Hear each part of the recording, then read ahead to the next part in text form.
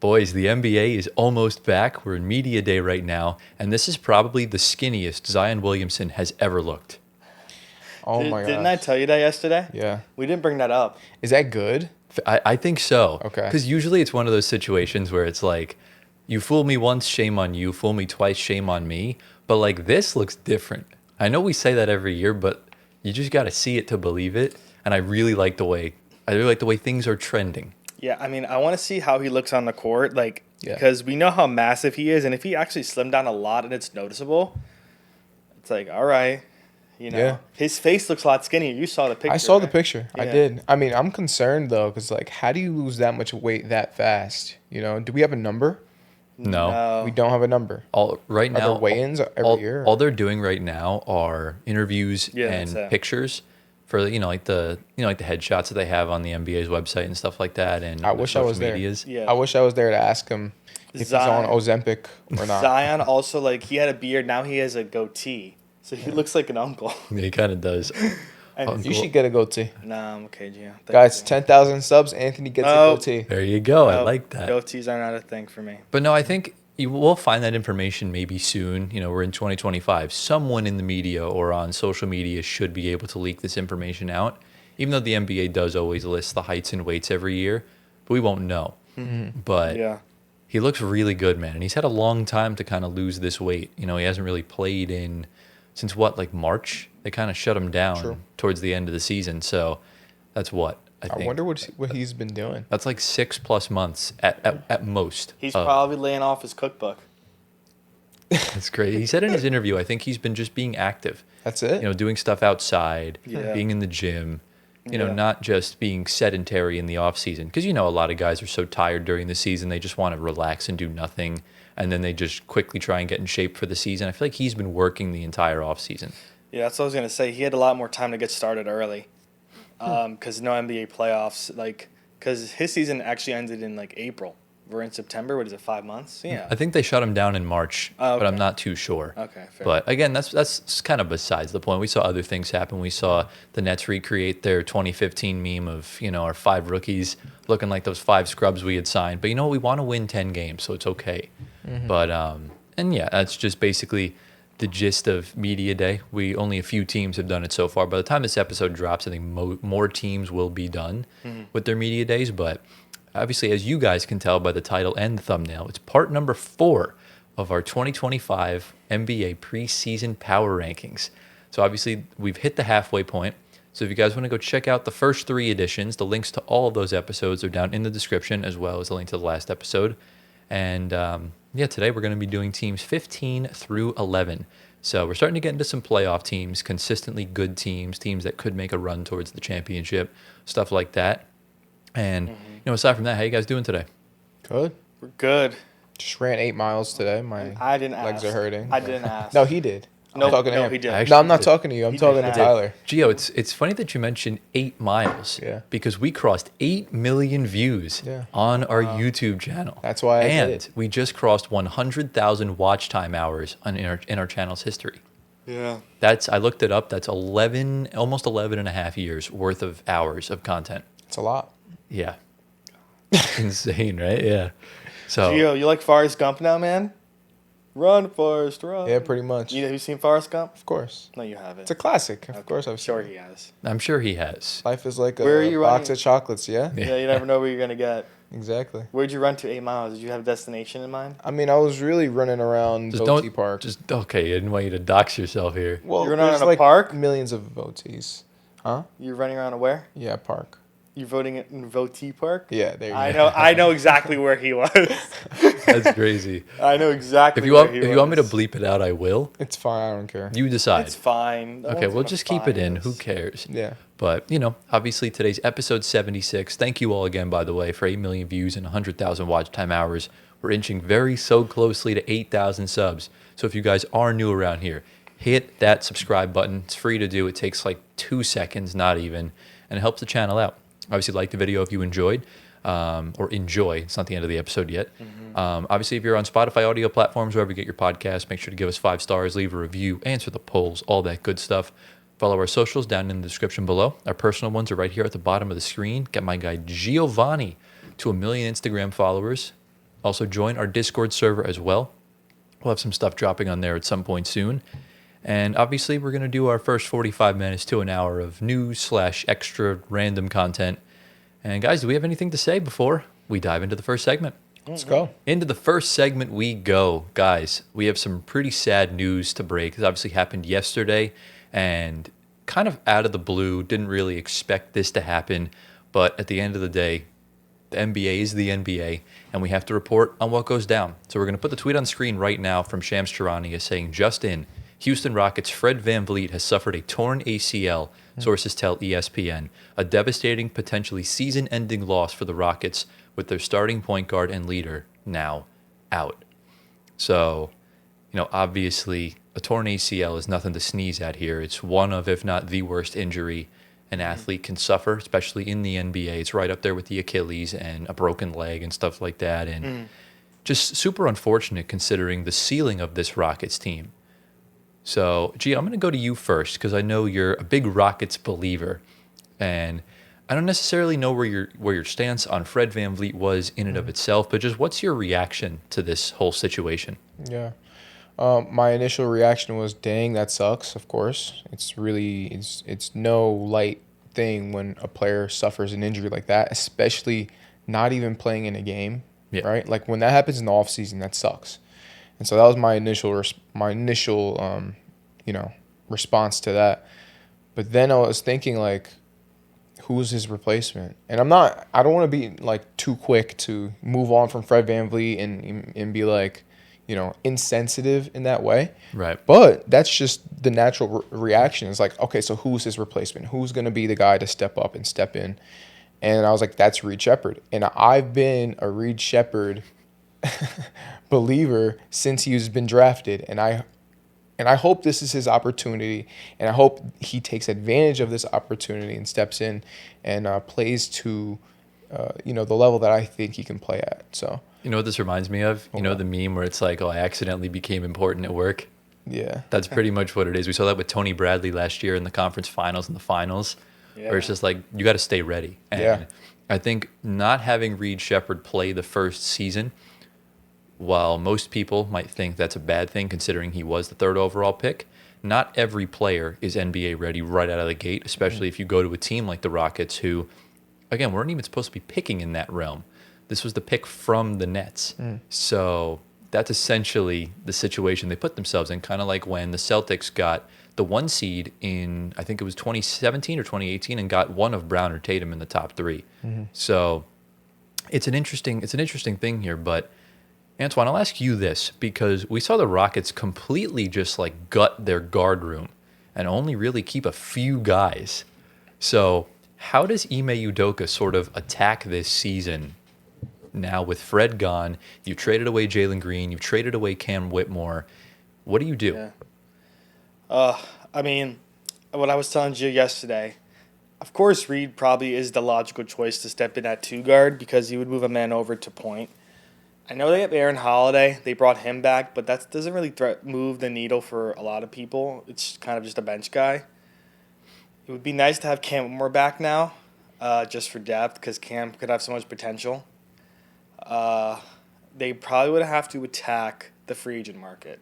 Whoever's left. I know, like, D'Anthony Melton is still out there. Come on, bro. There's a better name than that. I know Russell Westbrook is still out there. But I don't think they have cap ability to get him. If I'm you don't think, but maybe they do. I think they're above the apron. Are they? Yeah. If I'm being honest, But Kevin Durant. I think they roll with what they have. I don't think they should be shedding out any money. I think you give Amen the keys this year, obviously, and see what you have for the future, because obviously Fred VanVleet's kind of close to the end of his career. He signed a 2-year deal. That's looking like a 1-year deal now because he's out for this year, of course. Still a huge loss. It's because I would start him regardless, Yeah. He's a vet, NBA champ from the Raptors, one of, like, the most, like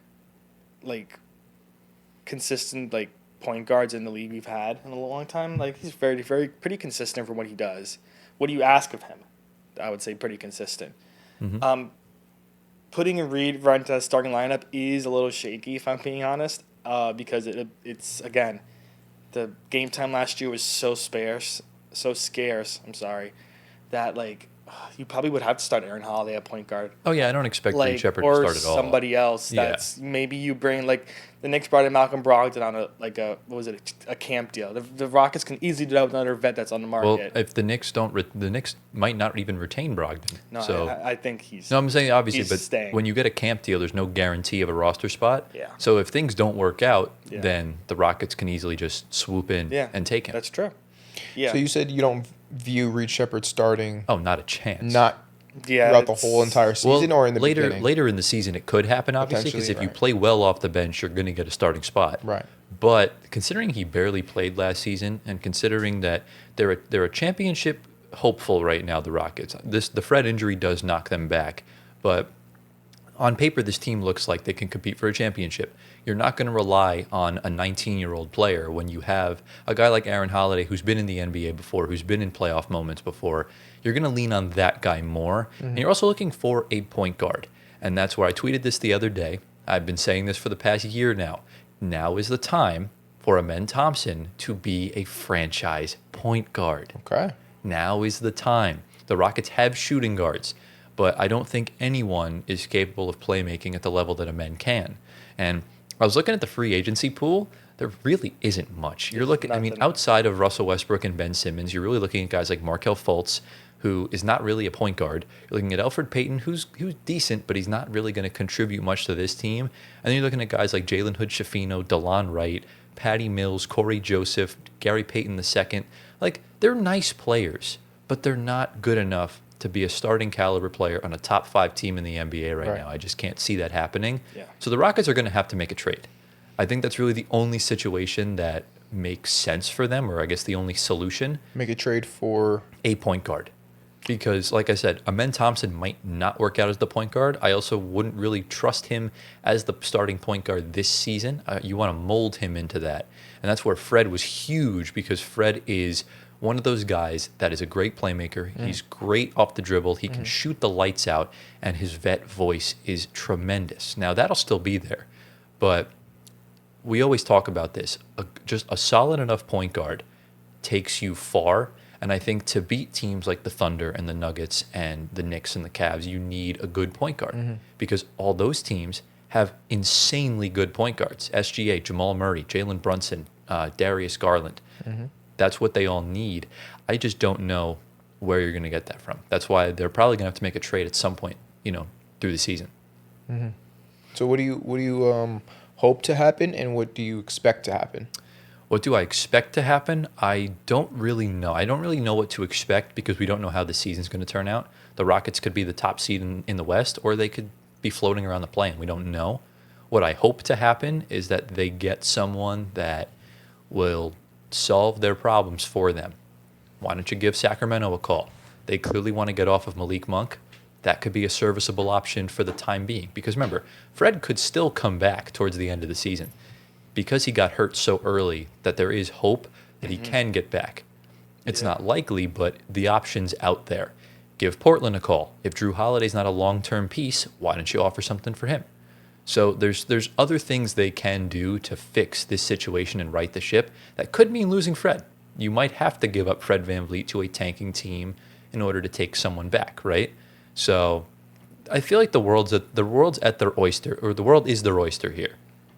But I'm going to flip the question back onto you, Gio. Who do you want the Rockets to get, and what do you expect the Rockets to get? I mean, this is a pretty easy answer, and that's Russell Westbrook. Well, besides that. What would that look like if you got Russ, KD, Steven Adams back on the same team again? Run it back one more time. You saw they were fishing the other day? Yeah, I saw that. Yeah, that was I fire. saw that. I mean, that would be awesome. That would bring me back to my 20.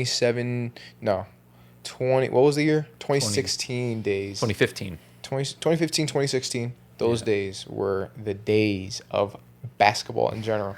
But what's more likely to happen? I think you guys already said. I think Amen Thompson gets the point guard position.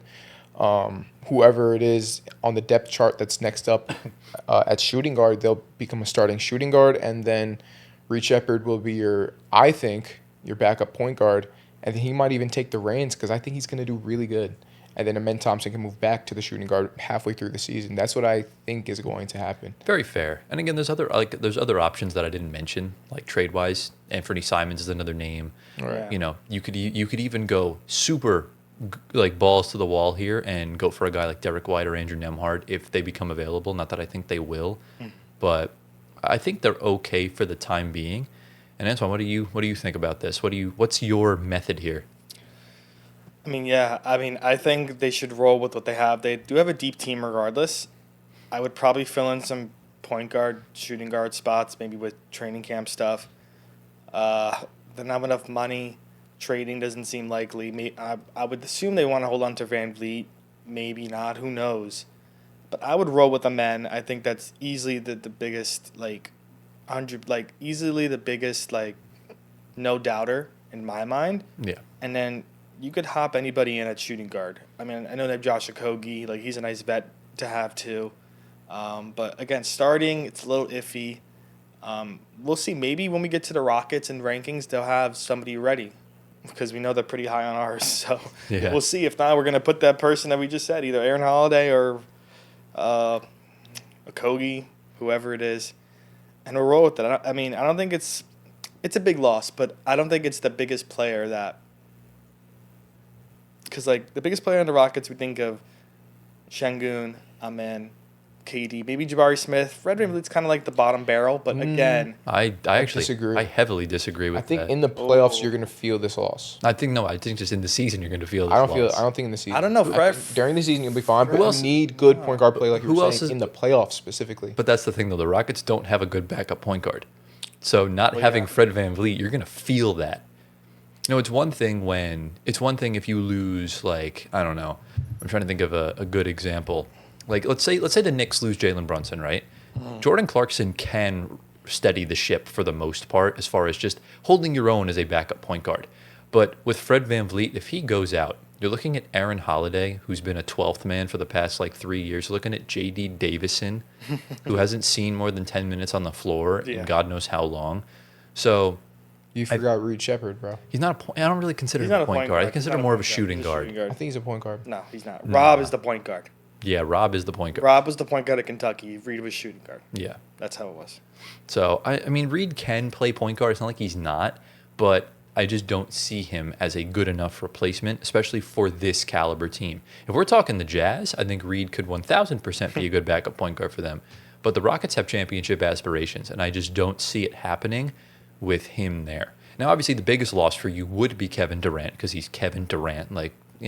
That's kind of what it is. I feel like the next biggest loss, while yes, Alperen Şengün is a better player than Fred VanVleet, you have Clint Capella and Steven Adams behind Şengün, God forbid. You have Reed Shepard, J.D. Davison, and Aaron Holiday behind Fred VanVleet. That's different, essentially. Clint Capella's fair been point. to the conference finals several times, whereas the other guys really just haven't done much or played as good. So Yeah, that's true. we'll really have to see. This team has a stacked front court. We know this. But the backcourt plays what gets you far. And that's where I have concerns now for the Rockets. So I guess we'll close the segment with this. What does this injury do for the ceiling and floor of this team? We'll start with you, Antoine. I mean, it doesn't change much because the trade deadline is still a thing, and it's not during the season. They could always be addressed during the trade deadline, wherever they are in the West. Presumably top 5 around that area, top 3 even. It'll get addressed, and I think that's what you do as a winning team in the season. You address. I'm sure they know already that that's kind of be addressed. Whether it is right now, even too, who knows? We still have time before the season starts, and then if it doesn't, trade deadline's always there. And then if it's a big issue, it'll be addressed. So, I don't think it really changes much. If we're talking KD or anybody else, of course it changes much. But for VanVleet, I don't think this swings the needle to be a lot worse than what they already were. Yeah. That's fair. I think for the season, it doesn't do much. Yeah.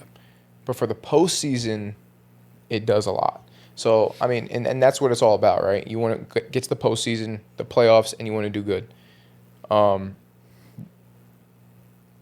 If you don't have a good point guard in the postseason, you're not going to go far.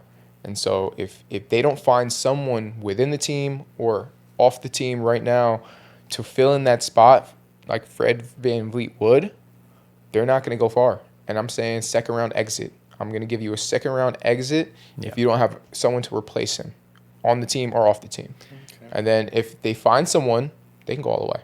Exactly. So, I think that's the main thing. But, you're losing what? You're losing about 15 a game on 36, 37% from three. Yeah. And he had sort of like an up and down year last year. So you can get a 40% from three out of him at The thing any point. is, he's super inconsistent when it comes to the regular season. You can't really trust him for the regular season, but you can trust him for the postseason. He's proved it to us. I don't know how many years he's been in the postseason, but he always lets us know he can show up. Him and Siakam were the two driving factors of why the Raptors won the championship. Exactly. And that's something that Draymond and Steph have said ad nauseum. The performance of both of those guys, along with Kawhi, obviously, but superstars tend to counteract each other or cancel each other out. So it really comes down to the role players, and you saw last year guys like Lou Dort rose up to the challenge. Guys like Miles Turner shrunk because, essentially SGA and Halliburton were canceling each other out the entire series. They were both playing so well. Same thing with J-Dub and Pascal. So it really comes down to those other guys, and Fred's one of those other guys because we know KD and Şengün are the first and second options of this team. Right. But Fred VanVleet is such a unique point guard in the sense that he can do pretty much everything he can on the offensive end. Right. You see guys that aren't elite from three. You see guys that aren't the greatest at passing the ball. He could do both. He can do both. And he plays good defense, too. Exactly. And there's not many options you can really find out there in the NBA. One, just in general, and two, that you can trade for cheap. Right. It's going to cost you a pretty penny now that, teams have leverage because the Rockets are desperate. So that's something we'll have to see going forward. I think it will impact them quite a fair bit. But like I said, I always thought the Rockets and the teams with them were always there's a gap. But I think they're kind of on their own now, sort of floating in between two gaps of the favorites and the hopefuls. They're kind of in the middle for me. But this is a massive blow for them. Yeah. So obviously we send our prayers and well wishes to Fred VanVleet. Hopefully he comes back, better and stronger, and he's kind of getting up there in age. Well, hopefully he comes back the same player he was beforehand. Yeah. But do we have any final thoughts, guys, before we get into the next segment? Let's go. Yeah. Ladies and gentlemen, welcome to part number 2 of every NBA team's best jersey of all time. So for those of you that are new around here, last week in episode 75, we reacted to a CBS Sports article where they went through all 30 teams and picked their best jersey of all time. They polled all their writers and journalists and whatnot, and they came together with one singular list. So we did the Eastern Conference last week. Again, link in the description. Go check it out. Go subscribe also, by the way, if you guys are new around here. We're going to keep pushing this. We're trying to get to 8K by the start of the NBA season. We have just under a month until that happens. So get us there. And today we're doing the West. So we're going to go through all 15 Western Conference teams and we're going to react to the best jersey of all time. This is a competition today because for each jersey that is shown on the graphic from CBS Sports, these guys are going to have to guess who the player is on the jersey. And the winner gets a cookie. Let's go. I love cookies. So that's the thing. Thanks, Anthony. If you win, Gio, he has to finally get you the biggie bag because he still hasn't yet. I bet. Nope. Deal. So, and if Anthony wins, you have to buy a new camera. Oh, is this the deal? Yeah. All right, let's do it. Let's run it. Let's run it. Let's go. So, Let's run it. Obviously, again, this is not any of our personal picks. We'll mention our personal picks, but if you see a jersey that you don't like, do not come at us. That's all I'm going to say. Fair. But, guys, do we have any sort of questions, comments, concerns before we dive right in? Let's dive. All right. So, we're going to start off with a team that went to the finals just a few years ago and is now pretty much depleted of all of its hope for the fan base, the Dallas Mavericks. So do we have any just ideas of what this jersey could be? Any sort of sense? Vintage Dirk. Yeah. Vintage Dirk does go hard. Yeah, I really don't know. What about the green Dirk ones? Remember those? From what year? Probably not. It's kind of ugly. From what year? Like 06. I don't think you're too far off, to be honest with you.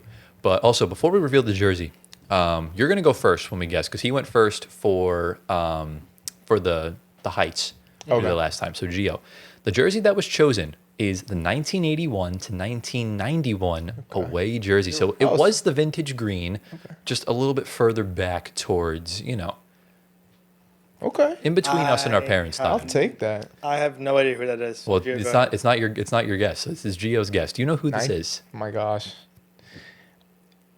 Get in your bag. Should I know? Yeah, I think you know who this guy is. I need a quick guess. We're not. All right, I don't know, man. All right, this was Danny Manning. Yeah, nah. Okay, fair You enough. don't know. Would that. have, but that's You a don't know deep that, pull. bro. Very deep cut. Deep pull. Yeah. So, I mean, look, we're also going to rate these jerseys out of 10. I actually like this jersey. It's not that bad. Not thrilled with the font. I'm not against the font. I'm more against the color. I like the green. I think it's good. I would give this like a 7.5. I'm okay with that, actually. I'll give it like a 6. 6? Yeah. It's not bad. That's not too bad, I suppose. Yeah. So, ready to get into the next team. Let's go. Team number 2. We're heading up into the mountains. We got the Denver Nuggets. All right. So many options I know. that we could go here. Any idea? Oh, this is definitely mellow nuggets. This is the sky blue Yeah. mellow jersey. The Mellow sky Nuggets. blue. Yeah. You're incorrect. Really? We got to go back further. We have the 19. I wrote 1896 on the screen. I'll fix it for the show. 1896. The 1996 to 1991 or 1986 to 1991 away jersey. It's the classic blue with the rainbow. It just looks sick. This is like OG Nuggets vibes. It looks cool. That jersey fits me, right, Tyler? Definitely, yeah.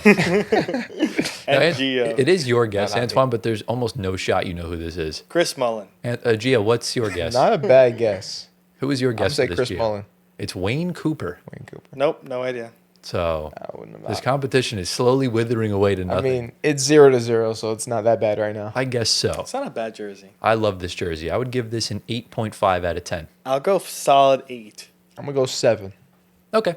Not I so like bad. the Nuggets mellow jerseys, the blue Yep. ones, crisp. Yep. Also, the ones that they're bringing out this year, the City Edition, the one they wore in the bubble with the black, that's yeah, I like those. fire. Those are nice. So the Nuggets got some good jerseys. They've definitely rebranded nicely over the years. Yeah. But from that mellow era, I actually prefer the navy one with the script Oh, writing. yeah, I know you're I had talking about. I had a Those are mellow nice. jersey in the baby blue, and I had an Iverson one in the navy. That's nice. And I have a yellow one right now in Ty Lawson. Can you wear that? I wore it on the show before. The navy? Oh, I don't have it anymore. I was when I was a kid. Okay. So the only Nuggets jerseys I have now are the Lawson, and I have the Jokic Mile High City, Okay. the blue one. So not too bad. Ready to get into the next team. Let's go. This is a guessable player for the next one, but Gio, very fitting because we're going to your favorite team in the NBA, the Golden State Warriors. Ah. Which one do you think this is? This has got to be. It's got to be the newest ones. As in, As in, let me say the regular blue jersey. from like This from the era. Steph era, Anthony Cavino. This man knows ball. Yeah. We have the 2010 to 2017 away jersey, and Gio, this is your guess. It's David Lee. This is David Lee. Gio's on the board. You wouldn't have got that, huh? I was going to get that. Yeah. Yeah, he was a white NBA player. He definitely knew It from the was, either, 2010. it was either Andrew Bogut or David Lee. Well, who are you gonna go with? I was going to say Bogut. Yeah, stupid ass boy. But that is David Lee. So he has the next guess. Yeah, you're alternating. I see. And you have the chance to steal if he gets it wrong. But Got the it. first two players you both didn't know. Okay. So I'm in the minority here. I think this is much better than the We Believe era. I love these jerseys. Yeah. They're so clean. I love the vibe of the bridge. To me, like for a non-alternate jersey, because I got to rate these differently, I would give these like an 8. Yeah. 7.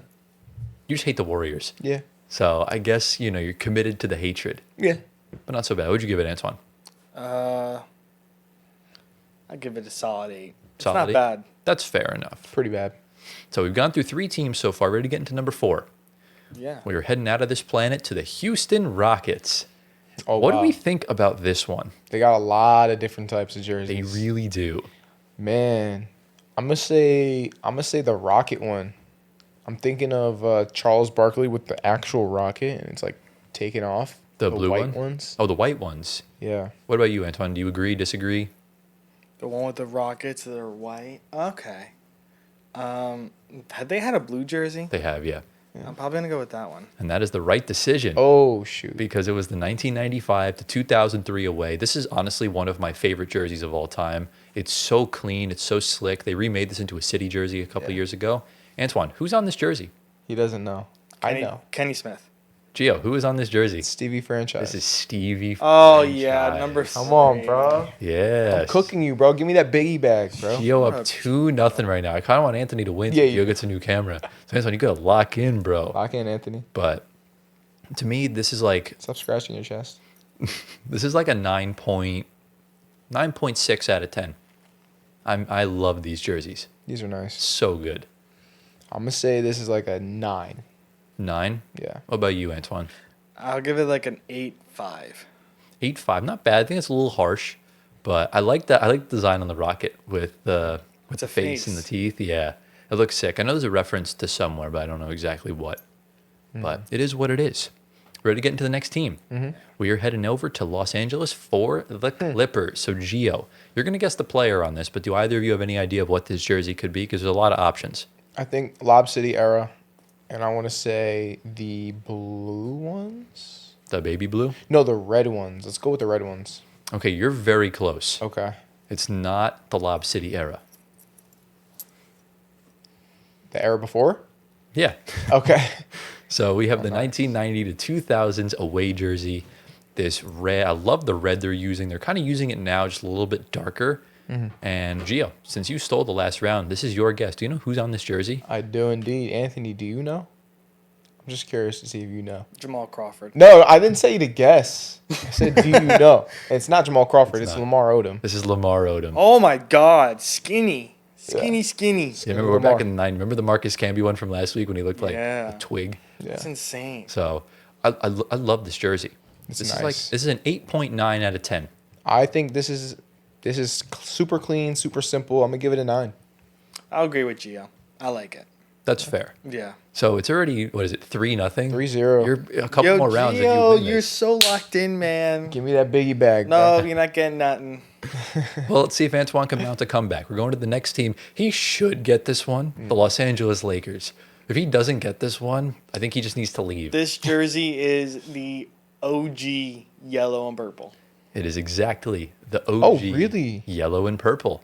I didn't expect 2005 to that. 2014. Wouldn't have been my choice. I much prefer the purple one or the Mamba one. You They know what were I in would? 2020. You know what I like? Which I one? like the Kobe Bryant number 8. Yes. That era of the Lakers was the best. If when you they ask had me. like the shadow boxy Yes. number. Yeah, that's vibes. That's the best one. But the ones they've done now, like recently, have been okay. I think the Lake Show one was dreadful. Yeah. But, it's a work in progress. And Antoine, do you please tell me you know who's on this jersey? It's Kobe Bryant. All right, we have some semblance here. So now it's 3-1 in favor of Gio. Yo, no donuts here, Gio. Yeah. We got one. No donuts. Congrats, you got Kobe Bryant. Like, Yeah. I'm hungry now. I want a donut. So he's got the Mickey Mouse I point. need a biggie bag from you. No biggie bag. What do we rate this out of 10? It's fine. 5. It's like a 7. Compared to the other jersey in the list, it's like, Yeah, I'm giving this a 5.5. I just don't like it. yeah. So how are we doing on time right now? 11. I can't 11, see my 12 OBS. minutes. Perfect. We're making good time. Ready to get into the next team. Yeah. The Memphis Grizzlies. Ooh. Any idea here? Wow. I think the recent ones, the black ones. Okay. The John Morant black. Which one? The tiki design on the back, or the one Yes. the one they wore in like 2021? The jersey 2021. you have, yeah. Yeah. Okay. I was going to say the old Vancouver Grizzlies one. Which color? Black. Close. Blue. Charcoal. It is the blue. Blue. it's not- I forgot about those. That's the one I was thinking about. Okay, yeah. So I forgot about that. You said black, bro. You weren't I thinking know, about but that. like They that's didn't- the they didn't image have that I one. saw. they didn't have a black jersey until they Yeah. moved to Memphis, I think, or the year before they moved. But this is the 1995 to 2000s away from the Vancouver Grizzlies. This is another one of my favorite jerseys of all time. That's nice. Yeah. This is supposed to be Gio's guess. There's no chance Antoine knows who this is. Gio, do you know who this is? I don't. This is Antonio Daniels. Oh. Do you know? I'm over here acting like I know who it is. I was gonna be like, do you even know who this guy is? That's crazy. Actually, his name sounded familiar. I just didn't know what team he It played does sound for. familiar. But he sounds. I keep thinking of McDice. Oh, That's probably why I keep thinking about Yeah. the familiarity of it. But this jersey, super clean. This is probably. I think this is better than the Rockets one. I'm giving this a 9.7 out of 10. I think this is a 9.3. I'll meet you in the middle at 9.5. Fair enough. This is one of the greatest jerseys. Definitely the Yeah. best in Grizzlies history. I think CBS nailed it right on the head here. Ready to get into the next team. Let's go.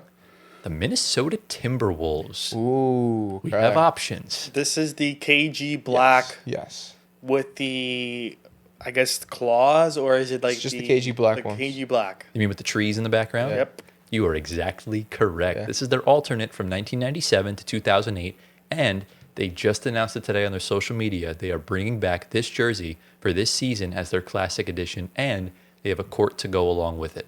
Oh wow. And it looks fire. We'll put it on the screen if I can, if I have the moxie to edit that in. But do we know who's on the jersey here, Antoine? This is your guess. And honestly, just to help you out here because you're losing so bad, this is a former New York Knick. Okay, so it's not Ray Allen. No. Yo. Yo, Gio, bro. Guys. Do you know Ray who Allen this is? never played for the Wolves. Do you know who this is, man? I should know who This this is a former New York I Knicks player. don't. Wow. What position is he? Point guard. Oh. Is this Raymond Felton?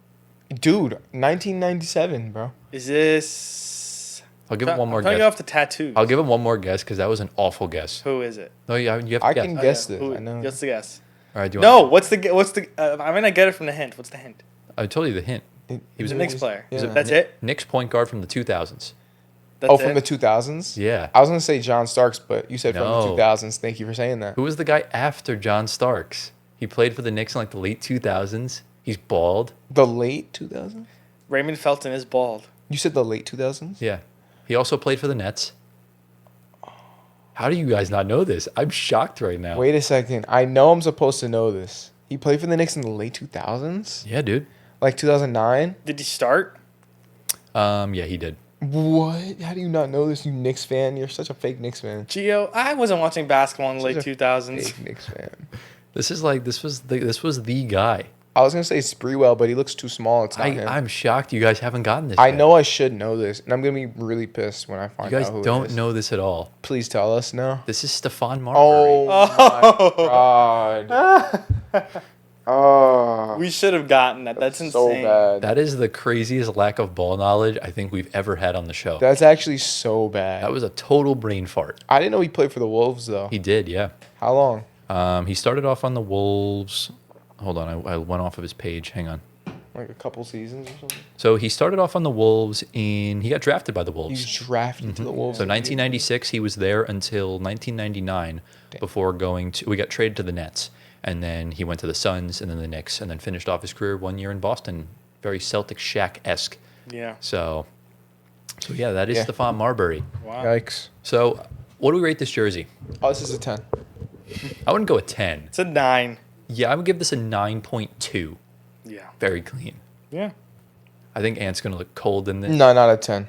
Yeah. It looks a little too much like Halloween, and I'm not a fan Oh of my Halloween. Gio, it doesn't look. No. So I'm going to bring it back down to like a 9. No, I know the exact reason why. You don't stand on business. He, Gio. he knows Rudy Gobert is going to be repping this jersey this year, and he's going to look Yeah, clean. no. Gio, you don't stand on business, bro. No, it looks too much like Halloween, and I'm not a fan. You just- Unfortunately, Gio, there was a law passed 10 minutes ago saying no takesies, backsies. Okay. So I didn't know that green reminds you of Halloween. No, it's just the font of the I didn't know. Timberwolves. Yeah, okay, Gio. Could be the It does. claws, like Whatever you say. the wolf scratching stuff. I like the that. one with the trees better than this one, but it's okay. Okay. Yeah, I mean, but they have the trees here in the top. Yeah, no, that's cool. I'm talking about like on the actual jersey. On the Oh, actual fair like the enough. logo. Yeah, I get Yeah. you on that. So, but Oh. they are bringing back the old logo, by the way, on that That's court. nice. So Yeah. very slick, very clean. Ready for the next team? Let's go. We have the New Orleans Pelicans. Any idea? Does this also include the New Orleans Hornets as well? It does, yes. I would Okay. probably go for that turquoise teal. It's I not, think so. it's not a Hornets jersey. It's not a Hornet. So It it's a Pelicans it is jersey. a Pelicans jersey. So it's the red one. Nope. No. I don't know Pelicans jerseys. This is very recent. We have the 2023 to 2024 City Oh. Edition jersey. That's Kinda nice. Keeping with the Halloween, Voodoo, Nolans, Bayou vibes. Actually looks cool. That's CJ McCollum. This is CJ McCollum. Dude, I'm not even going to lie. I thought he was going to say Jordan Poole. Me too. But the funniest thing is that was supposed to be your guess, but considering you're winning by a crap ton, we're just going to give him the point. You didn't get it right away. You gotta be quick, Gio. That's crazy. You're not. You just quick. went out of turn. That should be -1. Nope. Would you have guessed CJ McCollum? Yes. Yeah. No, he Number wouldn't. 3 on the Pels, bro. No, he's so full of you know what. That's funny as hell. It's okay. I'll give it to you out of pity. Yeah, we'll give it to you. You can have my pity. No, points. I don't want your. No, You can have it. I don't It's want your okay. pity. What do we rate this out of 10? I think this is. I didn't like this jersey at first, but it's growing on me. It's a solid 8. It's fine. I still don't love the purple outlines. It looks like it glows in a Where's the dark. purple? I don't see it. See the 3 right here, the 3 of this purple outline. It just looks all black. It to me. looks like it Exactly, yeah. glows in the dark. It looks like a glow stick, yeah. Yeah, and it glows in the dark. I give too. this a 7. It's I fine. give it 8. Yeah, 7. Okay, not so bad. No, I don't like it. All right, let's get into the next team. We have the OKC Thunder, Gio's former favorite team. This has to be a Sonics jersey. Any ideas? Not a Sonics jersey. Oh. This is a Thunder jersey. Do we have any ideas what this could be, Mr. Giovanni? The I was orange. going to guess the ones. orange one. Nope. No? No. Okay, is this just the OG regular blue? Nope. No? It's White? not.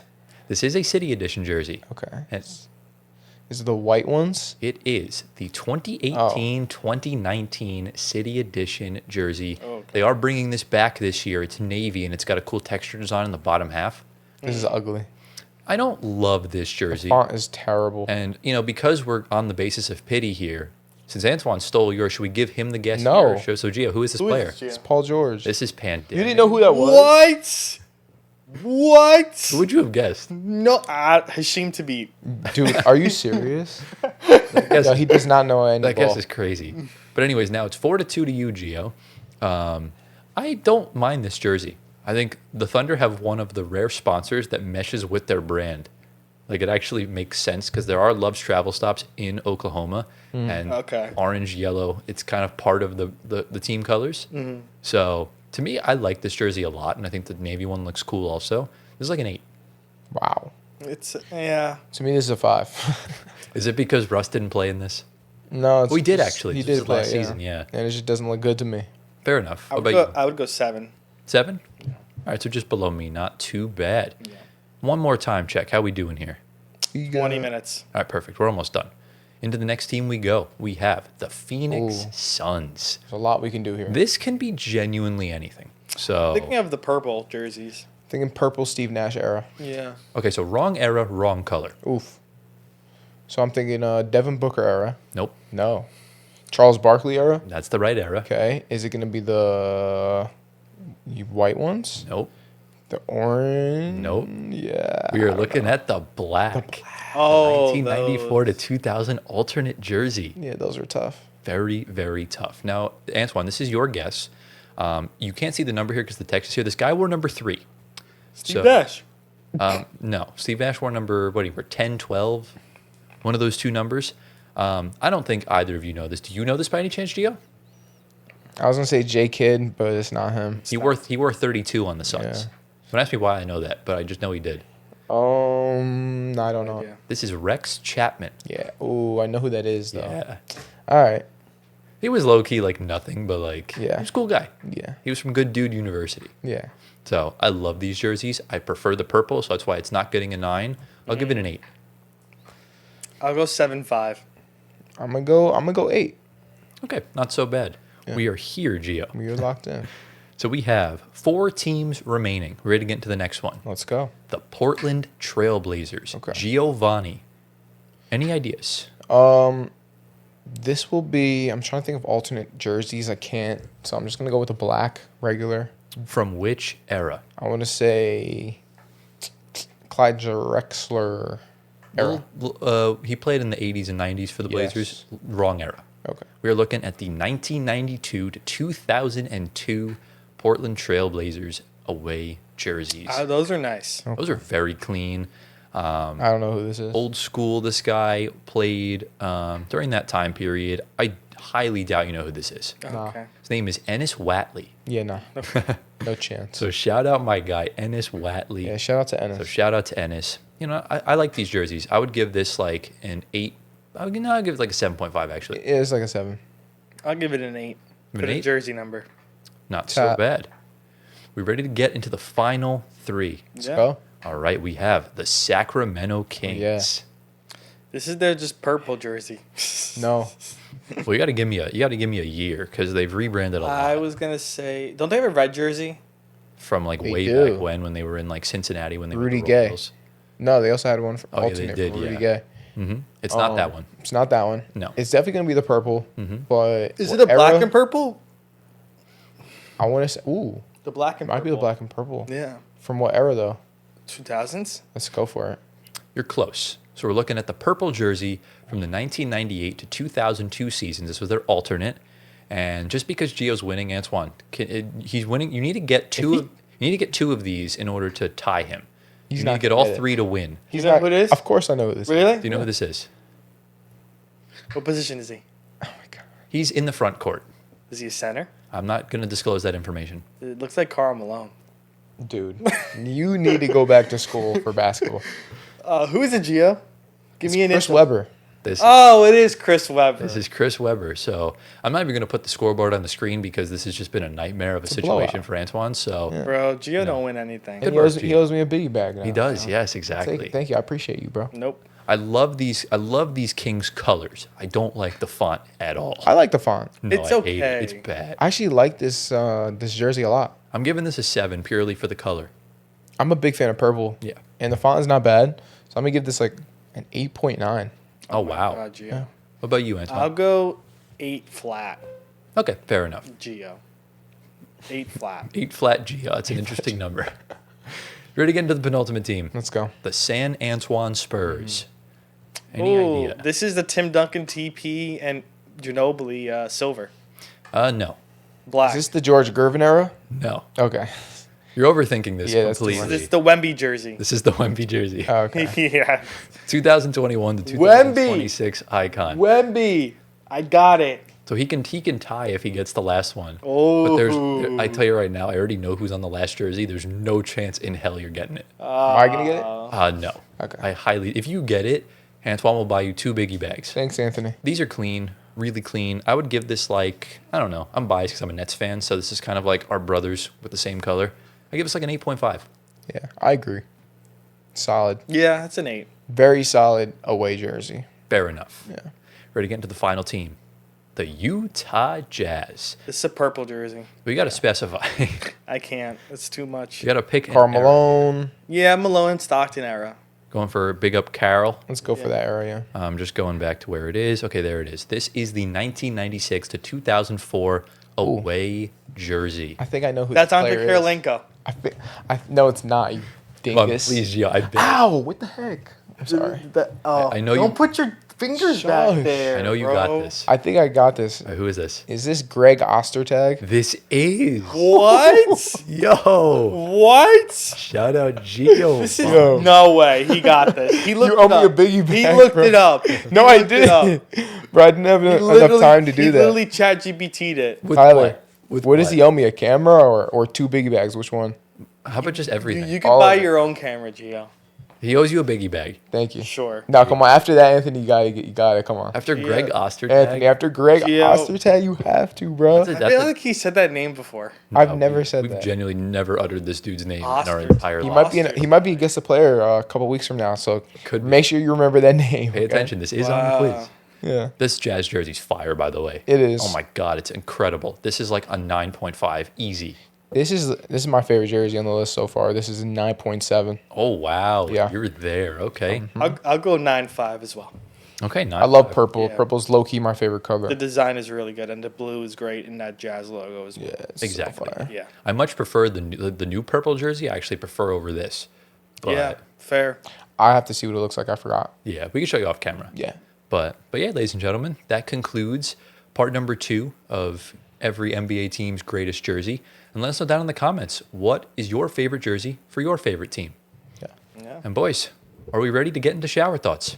Let's go. No. Welcome, ladies and gentlemen, to everyone's favorite segment, NBA Shower Thoughts.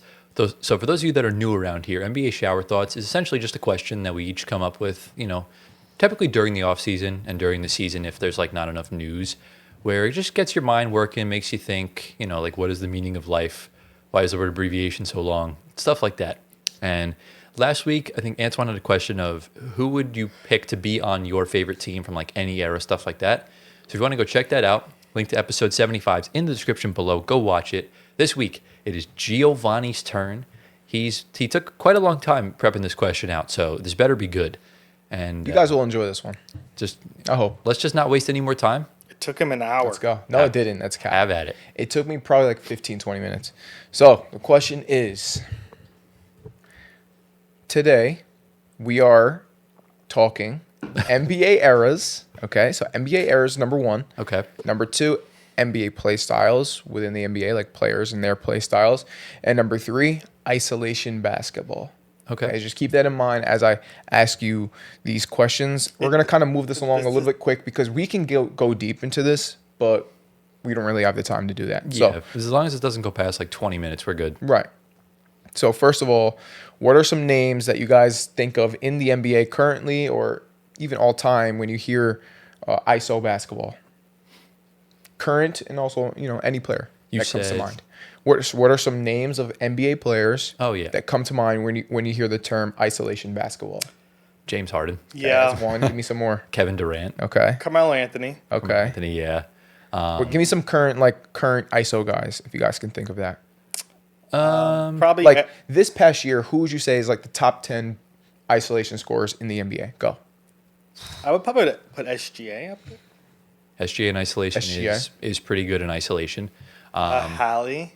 No, Hallie's more of a playmaker. He can score in the ISO, but I just think Brunson is definitely up there. Okay, good. for sure. Good Brunson's pull. definitely up there. Anthony Edwards could be up there, Okay. I think, as well. Okay. As well as like your typical LeBron, KD. KD, yeah, LeBron. KD, both of good them. answer. Kevin Durant. Luca, I'm unsure about. Luca's Right. very good in the ISO, but he is a very willing passer. And also, he's more like a pick and roll guy. Exactly. Right. Yeah. So here, I'm just gonna give you guys, just gonna read off the list of the top 9 isolation scorers in the NBA this past season, and you'll be surprised. Okay, so Okay. at number 9 we have Shadon Sharp. Shaden. I'm sorry, Shaden Sharp. Shaden Sharp. Is that not surprising? When I saw it, I'm like, what the heck? Yeah. And then at number 8 we have Spencer Dinwiddie. That's not surprising. That's not surprising. No. I remember Okay. I watched this dude for a decade on my team. Fair enough. He plays ISO ball. Fair enough. Number 7 we have Jason Tatum. You guys didn't mention Jason forgot Tatum. about Tatum, yeah. Yeah. You know Number why? It's like because ISO is always in a negative connotation. Yeah. And I don't like Tatum hate. Yeah. So he just didn't come to mind. Yeah. Number 6, James Harden. You guys said that. Good pull. It's obvious. Number 5, you guys did not mention is Kyrie Irving. Ah, yeah. Kyrie. Oh, Don't forget yeah. Kyrie. Number 4, Jalen Brunson. Good. Yeah. Number 3, Devin Booker. You guys didn't say. Forgot about D-Book. Number 2, we have SGA. Yep. And number 1, Kevin Durant. Yeah, it Yeah. had to have been KD. Right? So keep those guys in mind when we get into this next part. Okay. And so the official question is, as we dive into this pace and space era of basketball, which we're in right now, do you guys expect the isolation style of play to die or to live on? Okay. Now, what do we expect? Why? Answer why, and then have a follow-up question as well. So Okay. basically, is ISO ball the new status quo, or is it dying? Basically. Okay, I'll let you go first, Antoine.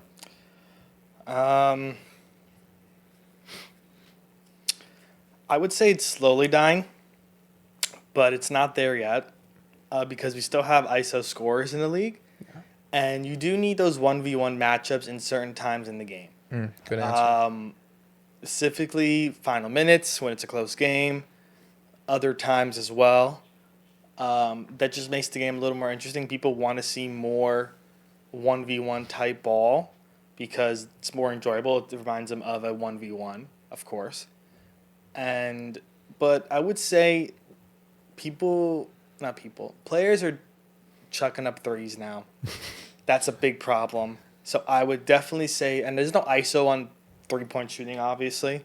You just get open, I mean, make a shot. You can ISO play on ISO three. into a You three. could. That's basically what Yeah. Harden did whenever we do go between the legs, step Pretty back much. three. That is Yeah. ISO ball. Yeah. Pretty much. But yeah, I would say it's slowly dying because of the era. We're in the era of shooting. Yeah, positionless basketball. Yeah. Yeah. Yeah, exactly. True. We're in the era of shot taking. Yeah. Steph Curry's big thanks to that. Yeah. So I would say not as much anymore. So yeah, I would say it's dying, but slowly. But it's still around. We just named off 9 guys that we know as ISO ballers. Right, and they're all really good. Guys.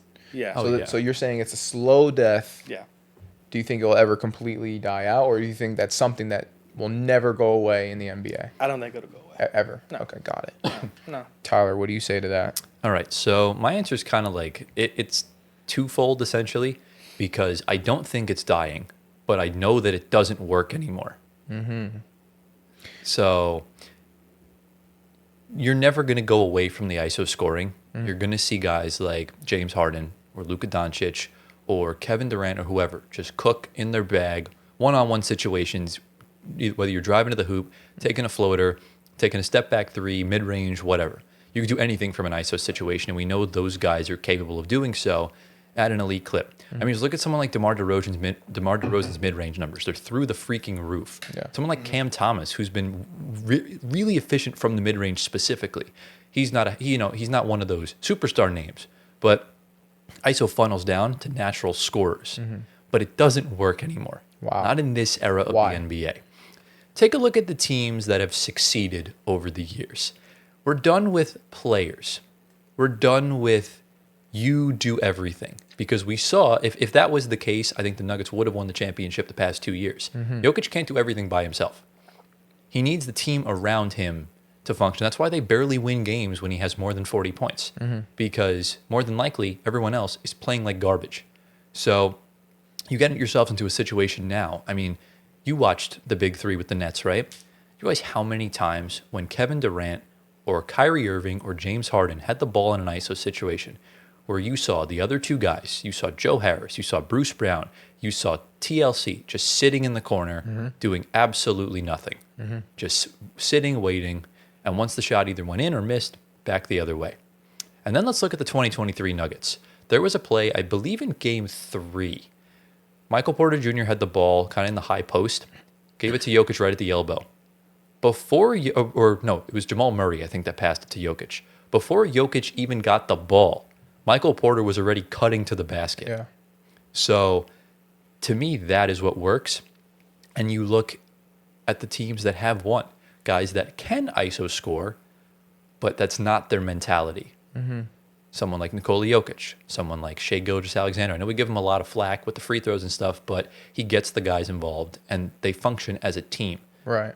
Tatum and Brown, they have their ISO moments, and that's why it doesn't work a lot of the time. But the one year they got it together was when they started playing like a team and started playing complete basketball. Same applies to Milwaukee. Giannis is not really an ISO guy. That's just not his game. So that team functioned like one big ecosystem. So you're looking at these teams that are doing well now. And again, the Golden State Warriors, the same thing. Stephen Curry is as pace and space as it gets. Right. So that's the era I think we're in right now, where positionless basketball, spacing the floor, shooting a bunch of shots, Right. and double bigs. Right. Double bigs are the new era of the NBA, and I think it's a way to kind of stop ISO ball. But in a versatile sense. bigs. Though. Exactly. You need bigs that can shoot. Or if you do have a non-shooting big, like Rudy Gobert, for example, you counteract him with a big that can shoot, Julius Randle, Karl Anthony Towns, whoever. Right.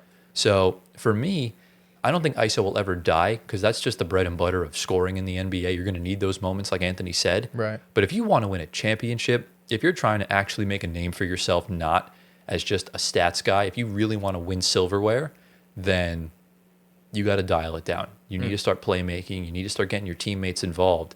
Once you're playing like a team, like everyone talks about how Jokic just isn't fun to watch, which I just don't understand. I'd much rather watch a guy have his team engaged on all cylinders than watch someone just dribble between their legs and take a step back midi 20 times in a game. Yeah. And I'm not a single player fan. I like watching team sport. Yeah. I mean, that's just good basketball. Exactly. Right. Passing and all that stuff. And the same Ball movement. The same applies to some of the finals losers as well, like the Pacers. Like Tyrese Halliburton, again, is one of the biggest proponents of movement, spacing, shooting. Stuff like that works. And that's why I believed so much in them last year. We see it right there, like with the example you just brought up, the Pacers. Space and Pace, Pacers. It's funny that's their name, but they are a team that doesn't, in my opinion, doesn't even have one superstar. And they were able to make it, that far. I mean, Tyrese Halliburton, I think he's on the edge of superstardom, but I think he's still a star, in my opinion. You can make the argument for either one. And you definitely could make that argument that he is. But, so a team like that, right? I mean, Halliburton's probably like the one star that they got. And then, of course, Pascal Siakam as well. But after that, it's like everyone else is just really good, but they're not stars. So you don't have a team that's super top heavy. Right. Like you had like in Miami where it was Bron, Wade, Bosh, and the rest were kind of like scrubs. Or like even in Brooklyn with KD, Irving, Harden, and the rest are scrubs. Like we're moving away from that, like you were saying, and we're going to an era where everyone is really, really good, and everyone is really locked in on how to play together as a team rather than isolation and passing the ball to the guy with the best matchup. It's more about ball movement and plays and running plays and stuff like that. So And that's I think that's pretty cool. That's something I kind of want to piggyback on before I get to your second part of the question. Again, one of the biggest luxuries that no one talks about, we obviously talk about good point guards, we talk about good centers, talk about all that stuff. Do you realize how good an elite role player or two is? And if you look back at last year's finals, like Lou Dort, Aaron Nesmith, Andrew Nemhard, guys like McConnell. that, TJ McConnell, and if you look back at previous championship matchups and stuff like that, like guys like when Duncan Robinson was in his heyday with the Heat, with Max Strus, Gabe Vincent. You look at Michael Porter, Aaron Gordon. When you look at rookie Jordan Poole, or you look at PJ Tucker when he wasn't geriatric, or Alex Caruso from this past year. Alex Caruso, those guys are so vital. Yes. And you look at these super teams where, yes, Joe Harris, Bruce Brown, they're good role players, but not to that level. Yeah.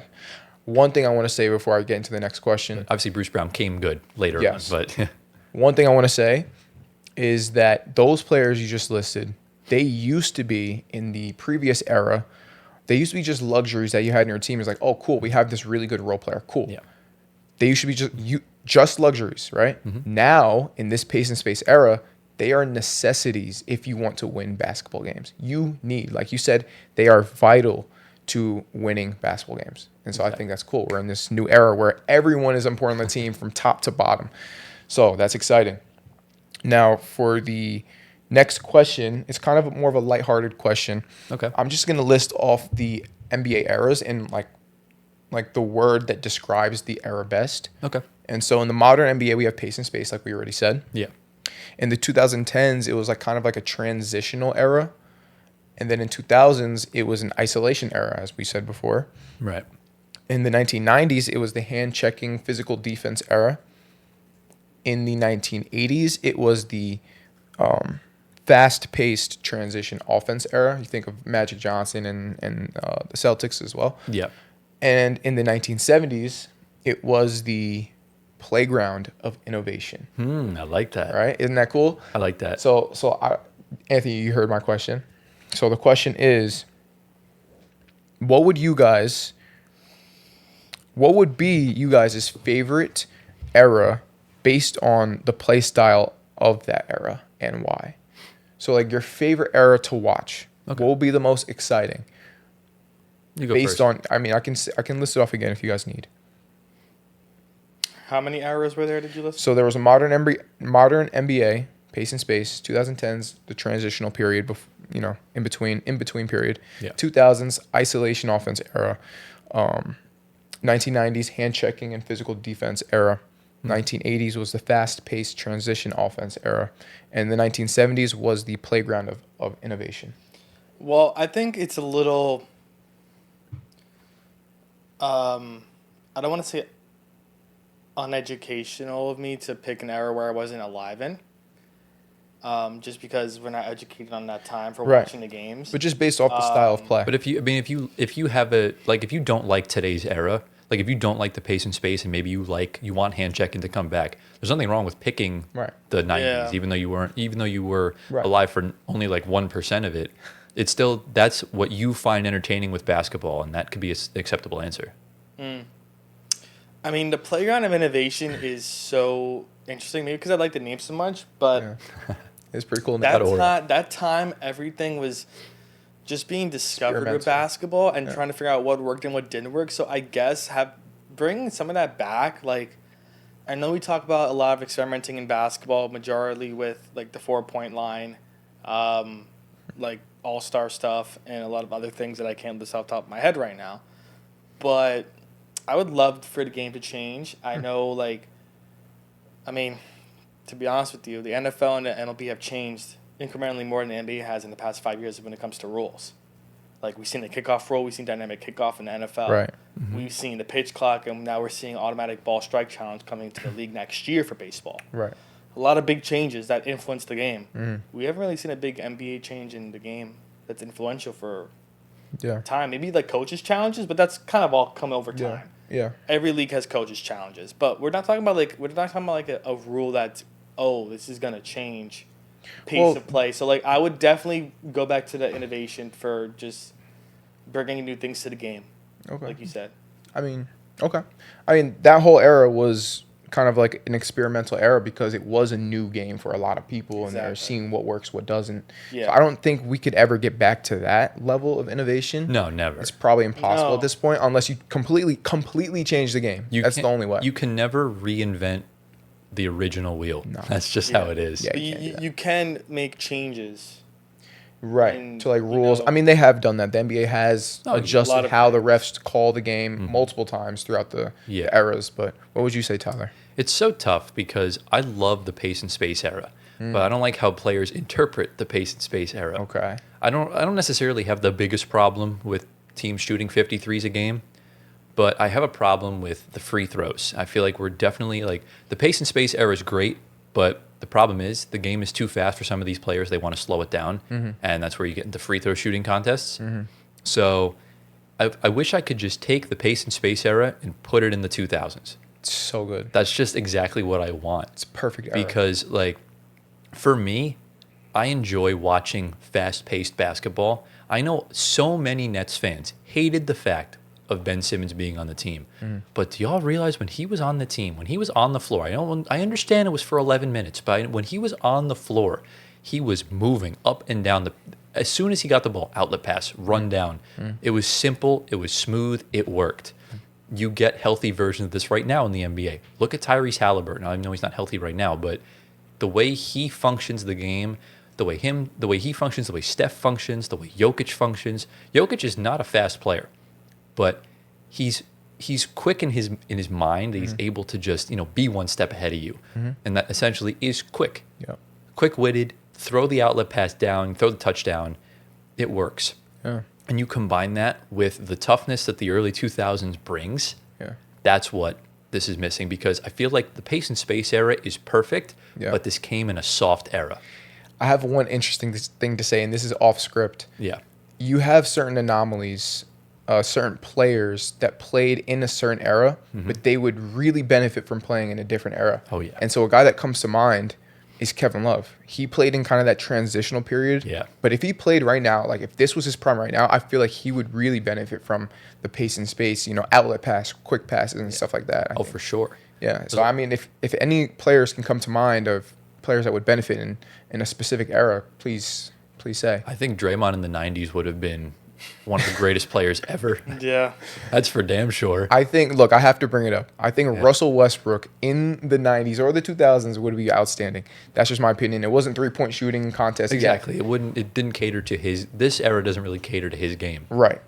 So And I get it. Also, another player that comes to mind, Magic Johnson, if he played today, would be Yeah. outstanding. Pace and space. He would just be need- Tyrese Halliburton times 10, if you ask me. Well, he'd be much better at everything else except shooting. Because Yes. that's the only thing that really holds him back. But again, put him on Boston, and you don't need to worry about shooting. You're good. Yeah. Like you can function with one non-shooter on the floor. Like if you have a stretch 4 and 5, oh my god, that's such a luxury. Like imagine having like Tatum and Porzingis as your 4 and your 5. Yeah. That's just insane. Crazy. Back then, I remember in 2008, the Nets were running out into Nad Kristich and Josh Boone. Like I'd rather beat my head against a wall. Like we've graduated to much, like again, while the league's gone softer, the league has gotten way more talented. So imagine some of these guys in the past. If they had, Right. like I always said back in the past, I don't think he'd average 25 rebounds, but Yeah. imagine someone like Bill Russell in today's training regimen, dude. Yeah. That would be so insane. This is also always a fascinating conversation when we talk about changing players and switching out their eras and stuff like that. Or imagine Pretty cool. Jokic in the 90s or the 80s. People would be like, what the hell is he doing? Exactly. And why is this white guy so good? That's what they would say in the 90s. Exactly. But yeah, that's my question. That honestly, wow, Fly ball right field. crazy. But honestly, in my opinion, that was one of, if not the greatest shower thoughts questions we've had on the show. Let's go. No. like it. Gio, It was worth the 20-minute wait. Oh, no? for sure, yeah. Okay, good. Gio does not get any credit. Give me the biggie bag, all right? Nope. Dude, Where- after what just happened, you owe him the biggie bag. Wherever he got that question from, I- ChatGPT, whatever. No, I literally. He was didn't. cooking that up Good himself. job, Gio. I I'm proud literally of you. came I'm up proud with of you, Good, Gio. good question. Thanks. Gio. Say good job, Gio, in the comments if you are a Good real job, one. Gio. Thanks. And guys, actually, wait. Let us know down in the comments. What's your thoughts on really anything he asked? Yeah. So, guys, we've reached that point in the episode. Are ready to get into part number 4 of our power rankings. Let's go. Welcome, ladies and gentlemen, to part number 4 of our 2025 NBA preseason power rankings. So obviously, all three of us have ranked all 30 teams from first to worst, and I combined all three of our rankings, averaged it out, and we got one solid list. And we're doing this in 6 groups of 5. So this is episode 4 of this series. We still have 2 more after this. So if you want to go see the previous 15 placements we've had, go check out the last 3 episodes in the description. Go watch it, go check it out, and subscribe as well. Today we have teams ranked 15th through 11th. So as I mentioned in the intro, we are starting to get into the playoff teams. This is, we're not talking about stinkers anymore. We're starting to get into the real deal. Teams that we think can go far in the playoffs, can at least make the second round, if anything, by some miracle and stuff like that. And guys, do you have any sort of things you want to mention before we start? Any criteria that you want to mention? No. Let's go. rock. So let's just not waste any time then. Obviously, the overlays will change as we progress through the teams. I'll give you the sort of context and the main stats. So we are going to be starting with a team that Gio loves so very near and dear to his heart, and that is the Golden State Warriors. So pretty wacky season for them specifically. Obviously, last year didn't make the playoffs, and then this past season they came in sort of in an interesting situation. You almost traded for Lauri Markkanen, but you kept Brandon Pajemski because of that, and they did not really have the greatest season. They played good in the NBA Cup, and then you trade for Jimmy Butler. That was a huge, just like big move for them, and you kind of gutted your assets. You traded away Andrew Wiggins, and things really were okay. He was good for them, but they didn't really lock in fully. And in the playoffs, you go up against an inexperienced Rockets team, which for their favor got them through to the second round after almost blowing a 3-1 lead. And then Steph gets injured in game 1 against the Timberwolves, and you lose, I believe, in 5 games, right? If I'm not mistaken. So not good. And obviously going into this offseason, they really didn't do much. So there's really not much to talk about with the Warriors. We're ready to just see the stats we got. Yeah. So here are the stats on the Golden State Warriors. Again, I hope y'all love the graphics. I work really hard on these every night. So Listen, it looks good for the Golden State Warriors. I'll tell you that. thank you. So obviously, Warriors head coached by Steve Kerr. This is his 50th season coaching the franchise. He's been there forever. The most valuable player on the team is still Steph Curry. I don't care what anyone says. The key ad is the one sort of draft. I was going to put John Cena because I thought it would have been funny, but we want to respect the legend himself, Alex Tuhey, whoever he is. I don't know who that is. He's a rookie. Yeah, he's a rookie. They either he's like undrafted signing or Yeah. something along those lines. They didn't add anyone They else didn't add a notable? single soul on this roster. They also didn't get rid of anyone aside from this one man, Kevon Looney, Huh. which is crazy. Yeah. Obviously, the Warriors last season went 48-34. So again, we're getting into more of the above 500 teams. I think last year they were the 7 seed. Yeah. And won their play-in game against. I honestly forgot who they played in the play-in. Who did the Thunder play? Not the Thunder, the Warriors. No, but who did the Thunder play in the first round? Oh, they played the Grizzlies. They beat the Grizzlies. Yeah. That was who it was. Gio, read the starting 5. So we got Steph Curry at point guard, Buddy Hield at shooting guard, Jimmy Butler at small forward, Draymond Green at power forward, and Quentin Post Yes. at center.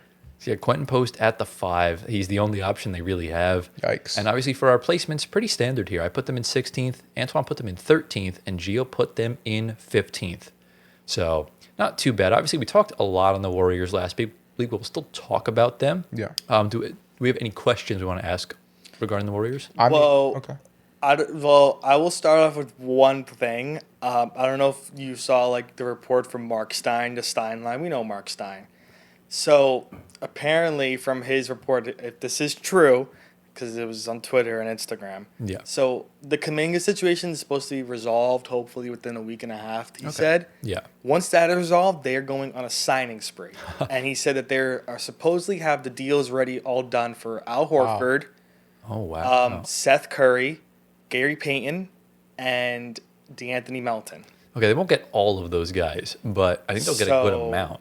Well, I would assume D'Anthony and Gary Payton are probably just one-year deals. Seth Curry, same thing.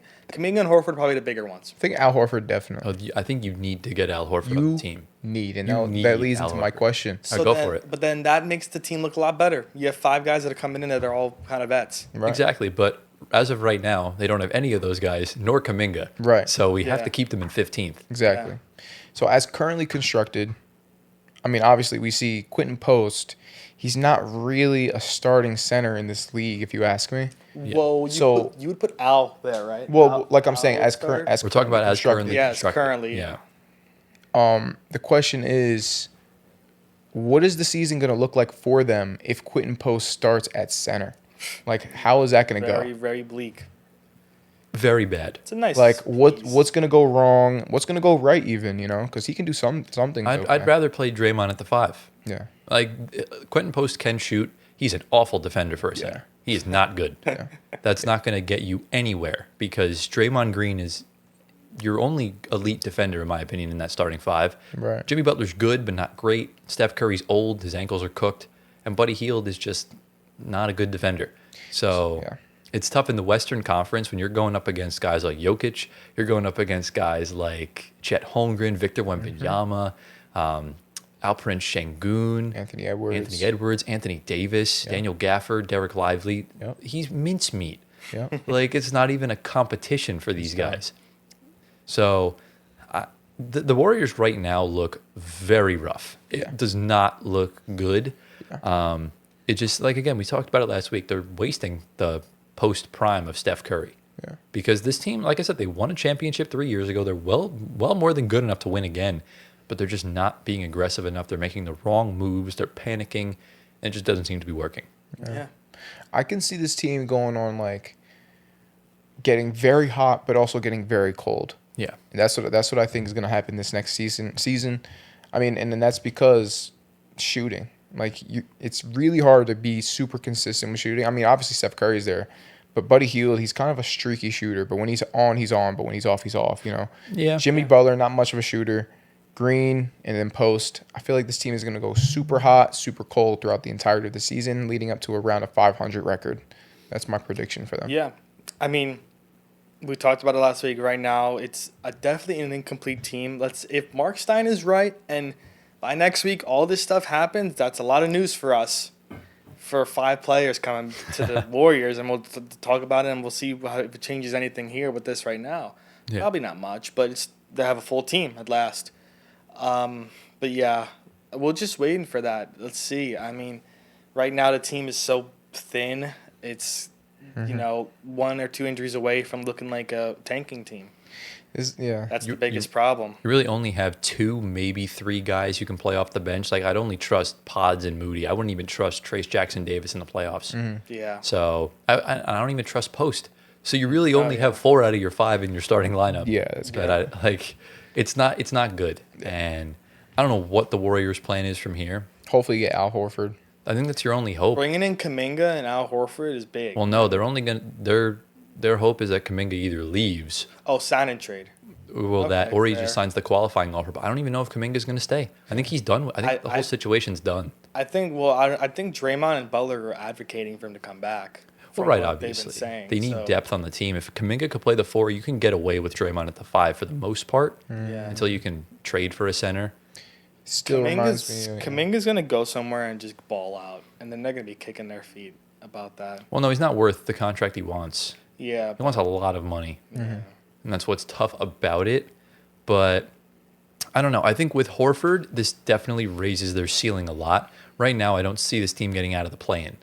Yeah. I think they could make the play-in and probably lose to someone that's red hot going in, or this team makes the first round and loses in 4 or 5 games. Right.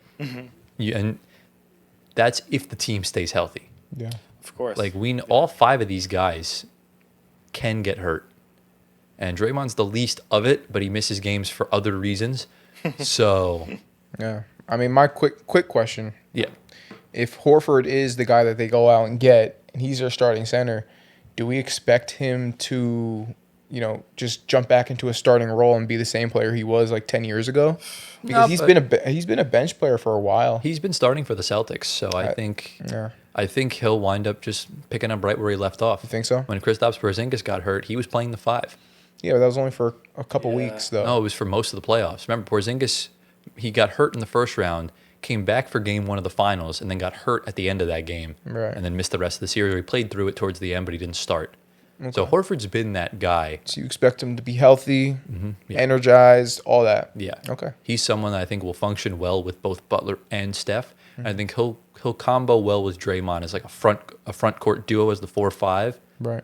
And he can shoot. He already fits right in with the Warriors right then and there because the Warriors are all about pace and space with Steph Curry on the roster. Yep. So yeah, He's 39, though. I just looked it up. he's pretty old. 39. But again, LeBron's going to be 41 in December. And Yeah, he's different- still... different breeds these days, I guess. Exactly. Yeah. We're in the era of ageless wonders. Ageless wonders. Okay. That's what it's all about, man. We could potentially see LeBron play when he's 50. Dude. Could you imagine when his grandkids are in the league? Another decade after is crazy. Yeah, That'd be nuts. literally. He'd be all gray and all wrinkly. Grandkids. Oh my god. He's like, don't worry, LeBron James the third. Yeah. He'll be there at some point. I'm waiting. And then Rich Paul's going to tell the Lakers to draft him and stuff like that. But, the Warriors are the Warriors. We obviously talked about them last week. So if you want to go see the segment we talked about, link down below is in the description. Yeah. Go watch it. Yeah. And guys, do we have any sort of final thoughts, questions, comments, concerns No. regarding the rock. Warriors? So yeah, that concludes team number 15. It is time for team number 14.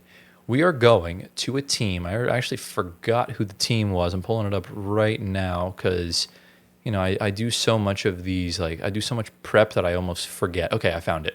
So we are going to a team that is very polarizing, the epitome of mid, and they can go in any sort of direction, and that is the Atlanta Hawks. So very interesting season for them last year. Yeah. Kind of going off of a down year. You trade DeJounte Murray and you bring in Dyson Daniels, who wound up being a revelation of you can make the argument that he is the best defender in the NBA. That's how good he is. One most improved player. And the Hawks wound up making it to the semifinal of the NBA Cup. They beat the Knicks before losing to Milwaukee. And then, obviously, I think they flamed out in... Did they make it out? I don't remember if they made it out of the play-in. I think they lost. They played the Bulls. They played the Heat. I think they lost to the Heat, and then regardless, they didn't make it past the early doors, whether it was the play-in or the first round. No, I don't remember. Yeah, I don't remember. I don't think they made it to the first It's round. okay. I'm gonna look. No, because- they got swept by Boston. No, they lost in 5, I think. Yeah, so they were the 8 seed. Were they the 8 seed? Dude, this is really bad for me. I'm not even gonna lie. So the Atlanta Hawks, they did not make the playoffs. Oh, okay, fair enough. Yeah, I don't think they made the playoffs. I don't see them at all. But whatever it was, and they obviously had the first overall pick with what's his face, Zachary Reese-Sachet. So that's essentially the story of the Atlanta Hawks. Are we ready to find out some stats after a very, very busy offseason? Let's see it. Yeah. Here are the stats on the Atlanta Hawks. Wow, Tyler. Yeah, you'll get to me in a minute. You have to explain. He is literally insane. So Holy. obviously, head coached by Quinn Snyder. This is, I think, his 3rd year with the team, right? So obviously, the MVP still it's Trae Young. The key ad, there's a lot of ads, and yes, I could not fit Kristaps Porzingis on the graphic, so I just had to put Tingus Pingus. It's not because I wanted to. I just wanted to clear that up, even though I really did. Yeah. Their key loss, again, there was a few options. I could have gone Karis LeVert, but I think Clint Capella is probably the biggest loss because he started for them. Right. Antoine, read the starting 5. Yeah, so we have Trae Young at point guard, Dyson Daniels at shooting guard, Zachary Reese-Sachet at small forward, Jalen Johnson at power forward, and then Kristaps Porzingis at center. So obviously they went 40 and 42 last season, very subpar. Yeah. And obviously going into the rankings, Gio is extremely low on Atlanta, 19th place. Antoine, sort of a little bit better in 16th. I'm very high on the Hawks. I have them in 7th. That's insane. That's literally first of all, insane. I think you also have need- to explain that. I think you also need to explain I don't think yourself, I too. do. I think you're too low. Okay, maybe I'm a little low, but you're super high. Yeah. Explain the 7, bro. So here's the deal. This team, over the past however many years, was incomplete. Obviously, we know they made the conference finals back in 2021, right? It wasn't as good of a team as we thought it was at the time. Running out Trae Young, John Collins, Clint Capella when he was a little bit younger, and you had Kevin Herter.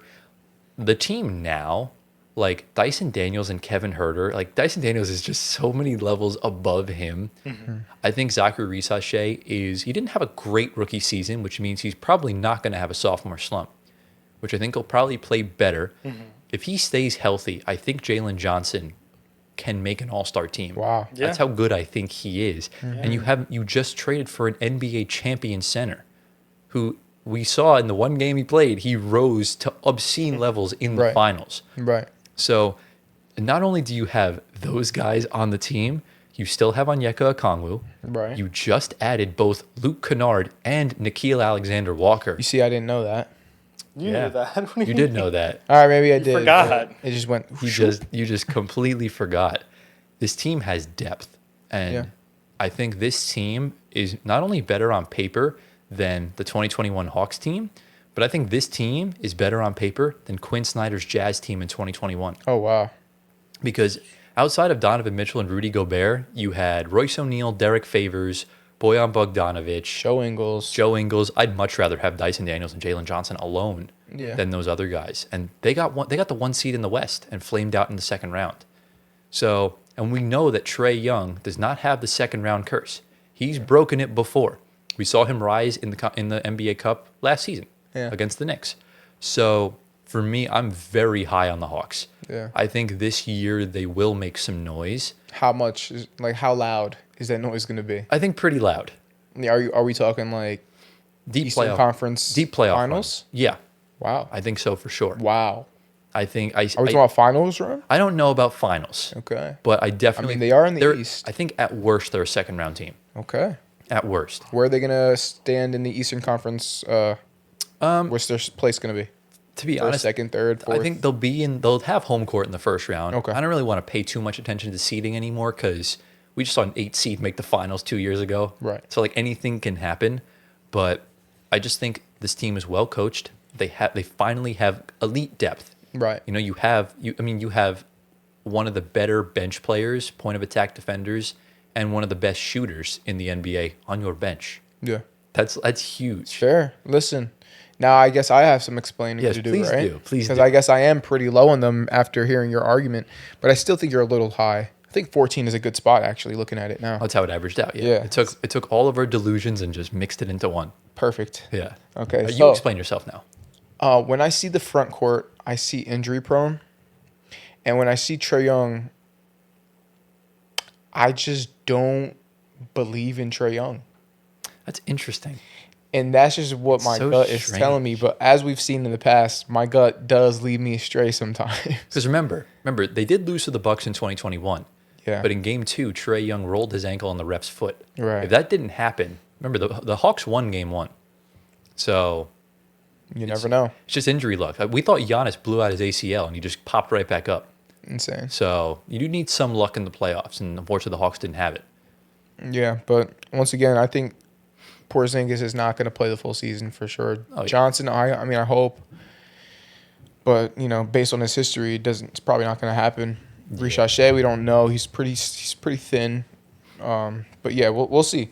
And then going to their bench, I mean, they are pretty deep. So I probably should have brought them a little bit higher, maybe around where Anthony has them. Maybe 15 would be a good spot. Yeah, I think so. I think 14 is perfect. But That's I fair. do have a question. I don't know if you want to say anything, Anthony.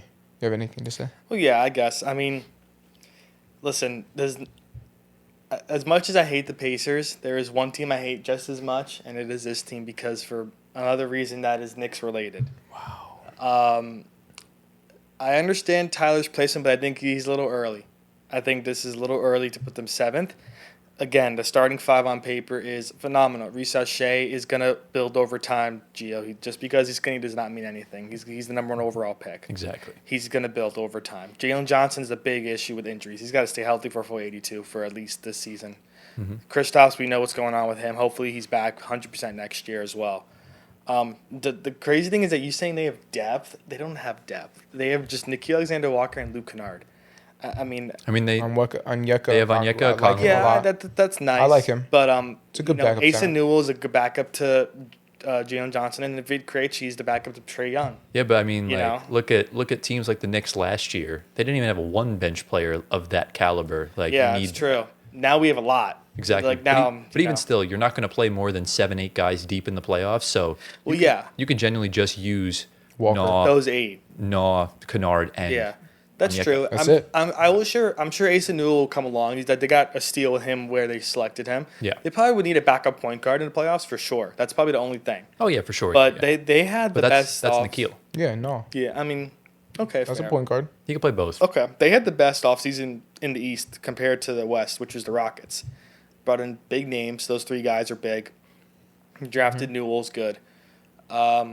I still think it's a little early. I think we have to see everything work out with Jalen Johnson and Kristaps, because if that front court is injury prone for a good amount of the season, it might not be a 7th place finish like Tyler has. Yeah.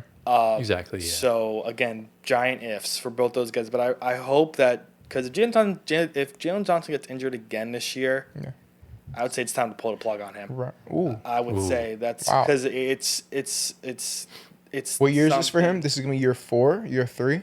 I think. One of Because those. Johnson suffers season-ending injuries. Yeah. This will be year 5. And What's his injury history? Like, I mean, I'll tell you that he hasn't played he only played 70 games once. yeah. but what are like the injuries that he's had? Has he had? I think he had a torn labrum. labrum. Okay, I think shoulder. he has upper body problems. Okay, Yeah, like again, like that's Kristaps. a good sign though. The thing, okay, Kristaps is a little more understandable because he's getting older. He's also 7'3". It's not. yeah. It's hard to keep your body in that kind For of who? shape. Kristaps. Kristaps. He's Yeah, I 7'3". know. But James Johnson's young. He shouldn't be having these injuries every single year. Yeah. That's a big issue for him. So, like, again, when the time to pull the plug is, who knows? But, again, you can't keep having the same thing go on every single year. Yeah. Because you're kind of building your team around him a little bit because he's so integral to what that team does. Yeah. Now, hopefully, and, they have depth to you know, prevent him from playing more minutes than he should. Yeah. But I have a question. If he's 100%, I would have full go with him. I know he puts up big numbers every year. Yeah. Just the concern is the The health. injuries. Yeah. Yeah. I have a So- question, by the way. Yeah. What you got? This is really for you, Tyler, but Anthony, you can answer as well. The question is, since you're so high on the Atlanta Hawks this year, they're number 7th in your rankings. If everyone stays healthy, and you know they're all playing together, if they don't do anything in the playoffs, are we going to start to ask questions about Trae Young?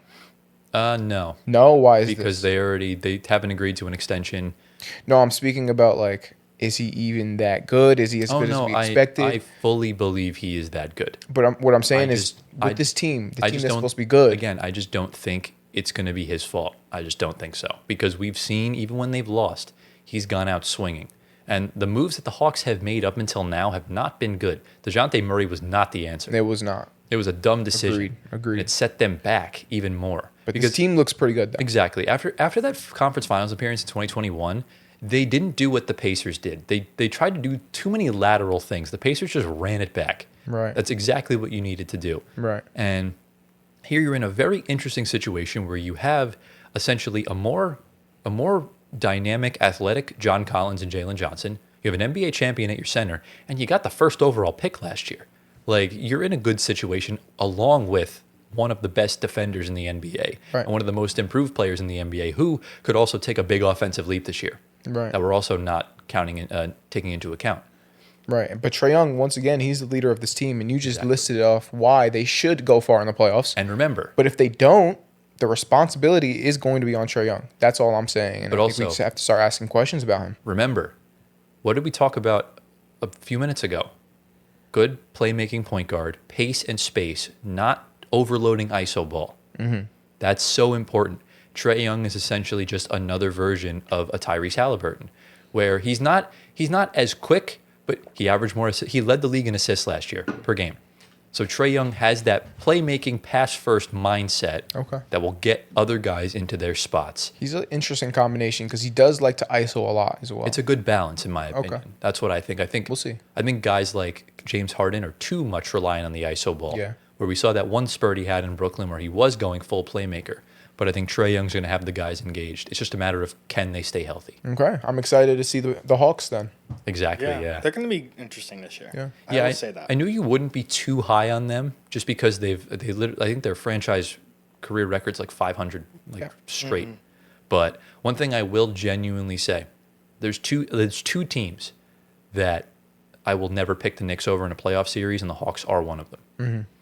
So I think the Knicks can genuinely beat anyone except the Pacers and the Hawks. It's just how it goes. Okay. So that's just kind of what it is. I mean, do we have any other final thoughts, comments on the Hawks? Nothing else to say. No. How are we doing on time right now? We got We're at 25 minutes. Perfect. It's time to get into the next team. We are going to a team that I found it. We're going to a team that, quite frankly, 3-4 months ago, not even a chance in a donkey's armpit that we'd be talking about them in this episode. But things happen the way they happen, and we're talking about the Boston Celtics. Wow. What a fall from grace this team's had, man. Yeah. Went from 1 to like middle of the pack very quickly as far as that goes. So let's talk about the Celtics. Obviously, winning the championship in 2024, they finally get it done. Tatum and Brown get their praise. And then this season, they was incredible. They won 61 games. I mean, it was an absolute stampede. It would have looked great if the Cavs were even better in the regular season. So, and as well as the Thunder. The Thunder won like close to 70 games. Mm-hmm. And then you get to the playoffs. Things looked okay. You know, the Celtics just didn't really care about the first round. You get to the second round against the Knicks. You had 20-point leads in 2 games. You lose both of them. And then you lose Jason Tatum in game 4.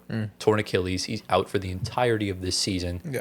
And there pretty much goes everything like that. And then you make a bunch of trades. You shed off the cap of Porzingis and Holiday.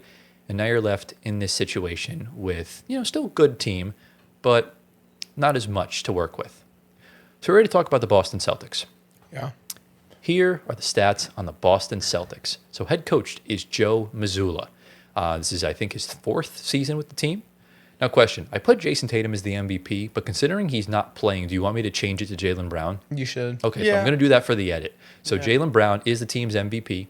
The key ad is Anthony Simons. He was the only really good player they traded for. Mm-hmm. And while they did lose Drew Holiday, they did lose Kristaps Porzingis, the loss has to be Jason Tatum. Yeah. I mean, losing him to the torn Achilles basically brings you from championship favorite to, will you make the play-in? Mm-hmm. That's kind of how it is, or will you make the playoffs? Gio, read the starting 5. So we got Peyton Pritchard at point guard, Derek White at shooting guard, Jaylen Brown at small forward, Chris Boucher at power forward, and I don't know who that guy is at center. Namias Queta. There we go. He's been on the team for a couple of years. Okay. Yeah. Very, very interesting team. One of the teams where the backcourt dominates the front court. Yeah. Usually the opposite. Yeah. But obviously, as I mentioned previously, they went 61-21 last year, and we're all over the board here. Gio's got them in 17th. I have them in 14th. And Antoine, you have them in the top 10. I need some explanations here. Why are the Celtics still a top 10 team in this situation? Good question. I mean, the talent is kind of slimmed down a little bit. A little bit. Understatement But of the year. listen, Like, can I tell you who they lost? They lost Drew Holiday. Hey, They Gio. lost Jason Tatum. Hey, They Gio, lost I'm Kristaps talking. Porzingis. They lost Al Horford. I can keep hey, going. Gio, I'm talking. What? Go. Okay. First off, you have 3 guys in that lineup that are all dogs. Peyton Pritchard, Derek White, Jaylen Brown. Boucher is a Swiss Army knife in this lineup. I want to see what he's going to bring. Queta, not so much. The bench, Anthony, again, 6th man. Sam Hauser, we know what he can do.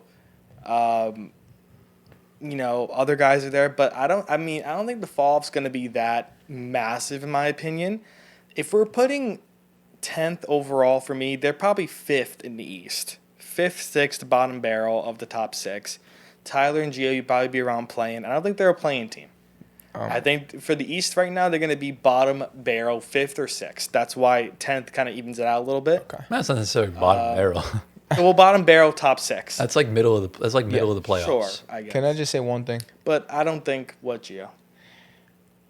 You are correct only if Jaylen Brown has an MVP season. Correct. If he does not absolutely go crazy this season, the Celtics will be very mid. Look, I don't want to rule that out. This man is a finals MVP. He is. And there's no Tatum to take up the usage. Exactly. Correct. So do you So- expect that? I'm not We saying should. Clearly, Anthony expects I it. expect I'm not expecting it, but I'm not saying I'm not. I'm not. also not saying the last time Tatum didn't play a regular season game, Derek White and Peyton Pritchard combined for 84 points.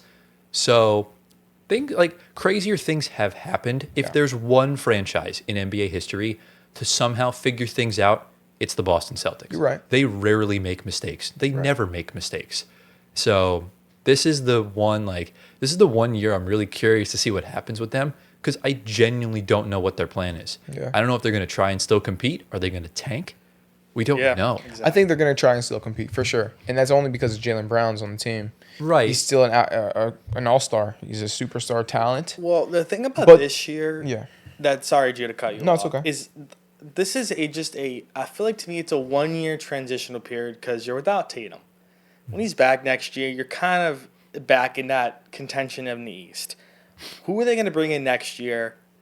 Are they going to move on from certain players? I think next year is the bigger domino. For this year's kind of a transition because of Tatum, obviously. Right. Being out for a year. This is still a transition. I want to piggyback It's off. a transition. I want to piggyback off of that because this is the year they're finally under the cap. They're under the second apron. So you basically salary dumped both Porzingis and Drew Holiday, and you just brought in the ancillary pieces that you needed to bring in. You even traded off Niang, who you got in the Porzingis trade. So Anthony Simons is really your only cap addition, along with whatever rookies like Hugo Gonzalez. I know they draft and stuff like that, but nothing crazy. tanking isn't the possibility. They have their own pick for next year. They have their own pick in 2027. They have their own pick in 2028. So they could go balls to the wall and trade for a star, or you don't really need to do that. To be honest with you, the Celtics they could either tank, or they could basically just do what Denver did, in the sense of, Denver was trying to compete as best as they can. Remember when Jamal Murray and Michael Porter Jr. didn't play in 21-22? Jokic did everything he could to try and get that team to the playoffs. Right. He won MVP as a 6 seed. You lose in 5 games to the Golden State Warriors, and then you draft a rookie that isn't a project, that isn't too old, but is someone that fits the role that they needed, which was energy, defense, off the bench, and Christian Brown, and that's exactly what that gave them, and it netted a championship. There you go. So if Boston just goes into this season with an open mind and not necessarily picking a direction, just feel out the season how it goes. Obviously, if you lose your starters to injury, then you tank. But if Brown and White and Pritchard are healthy, win as many games as you can. What's the worst that can happen? Exactly. Because in all actuality, the Celtics don't need Cam Boozer. The Celtics don't need AJ DeBansta. But if there's a kid from NC State that's good at 20, go for it. Yeah. He's more than likely going to fit the need, because I see them maybe just trading for a center in the offseason, because Tatum will slot back in at the 4. And I think agree. that's fine. Yeah. I agree 1,000% with what you said, Tyler. Thank you. 1,000%. But the only thing is, I think Jaylen Brown is a little injury prone, and I think he was a little injured last year as well, and it was very noticeable in the way he was playing. And so I hope that does not happen. Yeah. I hope he stays completely healthy the whole season, and if he does, maybe he gets MVP. You are talking about a Team USA guy that should have been on Team USA. Well, you have a Team USA guy next to him, Derek White. Yeah, you have two Yeah. Team That's USA guys. crazy. You have two Team USA guys, Gio. Yeah. Don't disrespect the Team USA guys. Well, Well, he didn't one of play them is for not them. playing, so Well, he played in the World Cup. Brown should have played for I'm saying Team that USA. one of them meaning Tatum. No, but Derek White, Jaylen Brown played for Team USA in the World Cup. Oh, did he? Yeah, That team, I remember. I thought he got snubbed. It was in 2019. that was Olympics. Oh, okay. So in 2019, it was Jaylen Brown, Jason Tatum. It was Kemba Walker. It was Miles Turner, Joe Harris. I'm trying to remember the other players on that team. There was It was an interesting roster, and they lost. Weird team. They lost in the quarterfinal. That was like the first time a U.S. team's lost. In the quarterfinals, bad. Well, they lost to France. So Still bad. that France team was good though. Who they have? I don't remember, Yeah. but they won the whole thing, I think. So Yeah. Oh yeah, they Gobert. That's it. Just Gobert. No, Yabusele. I don't think Gobert played. Remember And he didn't even play. the World Cup is not for your big roster. No, Like, it's not. Yeah, That's for why. the So Olympics. That's why a couple of years ago in the World Cup, it was Mikal Bridges, Cam Johnson, Austin Reeves, and those guys. That's why you see LeBron and KD in the Olympics. That's the big competition. Yeah. Yeah. So think of it in like when Arsenal doesn't play their main players in the Carabao Cup. Exactly. Like when we played the other day, we weren't playing any of our Yeah, that's main how it players. is. That's You how it rotate is. out. So, but I mean, look, the Celtics are the Celtics. I didn't really know where to place them. I just put them right in the middle. Yeah. That was kind of my frame of reference. Yeah. So, do we have any other final thoughts, questions, comments, concerns on Nothing. the Boston Celtics? No. Let us know down in the comments. Where do you think the Celtics are going to finish? This is Yeah. the one team I'm really curious about. Yeah. 17th. It's time to get into the penultimate team. And again, I'll ask this question. When you think about the Boston Celtics, who is always mentioned with them? The historically or Los Angeles third? Lakers. It's the Los Angeles Lakers, and that is exactly who we are talking about next. What did you even say? I said Larry Bird. Oh, I thought you said like He said team. I'm not. Gio. I didn't know he said team. I'm not gonna lie. I thought he said Kevin Herter. I was like, the hell. But anyways, the Lakers are our next team. The overlays here. Shield your eyes. It's very yellow, so I apologize in advance for that. But again, the Lakers probably had the second craziest season in the NBA last year. So you come in with LeBron James and Bronny James on the roster, first father-son duo in the NBA ever, and they had a season. Rookie coach and JJ Redick. They were okay. They had some good performances. They had some stinkers. They had injury problems. And then just, a 6'7", 250-pound man from Slovenia just falls right into your lap. I saw you doing the 6'7" thing. But Luka 6'7". Exactly. Sorry, I had to do it. I knew you had to do it. What is But- that supposed to mean? Yo, Anthony, just lock in, bro. Yeah, just We lock talking- in. we What's it supposed to talking mean? like We'll tell you we later. talking We'll tell Are you like- you 6'7", Gio? I am. Okay, yeah, definitely. That's literally insane. But Luka Doncic falls right into your lap. You trade for Luka Doncic. You only give up Anthony Davis and Max Christie and one first-round pick. Screw you, Nico Harrison. But it is what it is. And look, the Lakers had, a resurgence. And then they kind of had injury problems. That Wolves team was locked the hell in and just kind of quickly disposed of them and dispatched them in 5 games, was it? Yeah. I'm pretty sure it was. 5'6". Yeah, and obviously 6'7". now we get into more questions about what does this team do going forward. With Luka on the roster now, they have a future because if LeBron, when LeBron retires, whenever that may be, if that trade didn't happen, Yeah. the Lakers would have been quite awful for the next half decade plus.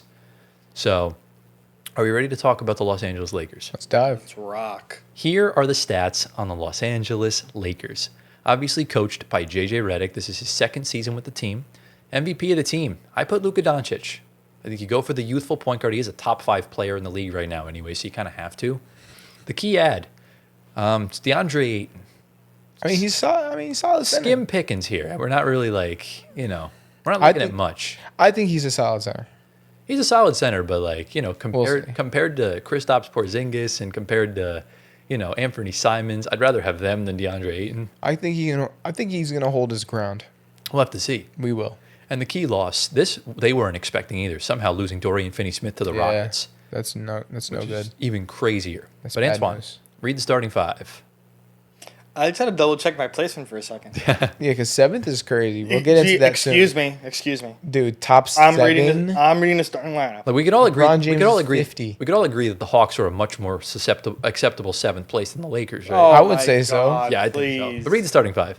So we have Luka Doncic at point guard, Austin Reeves at shooting guard, LeBron James at small forward, Rui Hachimura at power forward, and then newly acquired DeAndre Ayton at center. So obviously, the Lakers went 50-32 last year. There were actually a lot of teams that went 50-32. There was I not think bad. 5 or 6 different teams. Obviously, me and Gio, we're almost there. We're almost there. You put them in 14th, I put them in 13th, and then Antoine put them in 7th. So I already explained myself with the Atlanta Hawks. You, my friend, it is time for you to just give us some clarity here of to why. Maybe you can convince us. Even I though you know probably why. won't. Okay, tell us. Because I'm a Pistons and Pacers hater. Oh, fair. Because Yeah. Pistons are 8 and the Pacers are 9. So in reality, they should be 10th. Okay. But Can you just stand on business for once? it's Gio, bro. I'm talking, man. Oh my goodness. So if we're looking at 7th place, I just said it because I put the Pistons and Pacers below them. Yeah. Stand on business, bro. In all actuality, this team could make noise if everything works cohesively. Luka, LeBron, Reeves. I'm not really worried about Rui and Ayton. They're there. If DeAndre Ayton goes off, by all means, great for him. I want him to go off. He deserves it. He needs to have a good season. Rui, I'm kind of a Rui hater. He kind of does nothing for me for what he gives. The bench got better. You got Marcus Smart. You got Jake LaRavia. You have Jared Vanderbilt. You have Gabe Vincent. Don't know why he's still there. You have Jackson Hayes. Don't know why he's still there. But again, you're looking at a bench of just Marcus Smart. Exactly. That's what I was hoping you were going to get to. You're looking at a bench of just Marcus Smart. You lost me as I knew you were going to do this, but you lost me as soon as you said Jake LaRavia. You're looking at a bench of maybe half of Marcus Smart. Dude. That's probably if he's healthy. Dude, Marcus And Smart's then- not even like playing at the level he was 2 years ago. They Yeah. have no bench. In all actuality, they should be 10th, and the Pistons and the Pacers should be above them. This team is banked on those 3 players that are next to Rui and DeAndre Ayton. I was hoping you were going to stand on business, but you didn't. I never stand on business. So therefore, At least he's honest about that. Yeah, he is. This team is solely based on Luka, AR, and LeBron. well, duh. That's it. Can I say something? Go for it. Knock Um, yourself out. this team It's is flawed. very flawed. But this team is going to go as far as, unfortunately, LeBron James is going to take them. Unfortunately, at this point in his career, he's like, what is he, 41? 40 right now. He'll be 40? 41 in December. He's 40. And he's still the alpha of this team, and that is not good. No. That is not good. He needs to take a step back. He needs to give it to Luka. But it's really going to go as far as LeBron James wants to take him. And I mean that in a way that he should not be. He needs to understand that he's not going to be the number 1 option on this team. He needs to get that through his head. He needs to take a step back. He needs to play more defense. Number 1. That's number 1. Play more defense. Be the vocal leader, not just on offense. Be the vocal leader on defense. Let Luka take over the reins on offense. Lock in on defense. If he wants to lock in, put all of his energy on the defensive side of the ball, this team can actually do something. Because he's still an amazing athlete at his age, but he just focuses too much on the offensive side of the ball, and you don't need to do that. You have Luka Doncic for that. Take a step back, lock in on defense. Then maybe this team, not 7th, not even 10th, but maybe they can do something. So that's what I need. I need to see that from LeBron James this year. So, thoughts? I hate to break it to you, but that's not happening. Yeah, It's definitely I know that's not happening. going to happen, but This- that's the only way. Remember, also, Luka Doncic is one of the most injury-prone players in the NBA. So, like, there's no guarantee he's even healthy for the whole season. Right. And we've seen the inconsistencies of Austin Reeves. Yeah. We've seen the inconsistencies with Rui Hachimura. We've seen DeAndre Ayton. And we've seen how awful their bench players are. Like, we saw Jackson Hayes play 3 seconds in the playoffs and already was a minus 12. We saw Gabe Vincent just completely forget all the Heat dark magic back in Florida. And this team's just not convincing enough for me. It's not. They would be lower if they didn't have Luka Doncic. I'd probably put them like They would like, be out of the play-in. significantly lower. for sure, even with Anthony Davis on the roster, because Yeah. he's even more injury prone than everyone else is. Yeah. Yeah. The So- issue with this team is everyone on the team, or I mean, at least the main guys on the team, are only good with the ball in their hands. Reeves can't play good off the ball. Braun can't play good off the ball, and neither can Luka. That's the issue. None of them are off-ball players. And that's the thing we talked about before. ISO ball There you go. doesn't work. There you go. Like I said, players are going to do it, but this team, you think this team is going to translate to winning? Hell no. Not a chance in hell.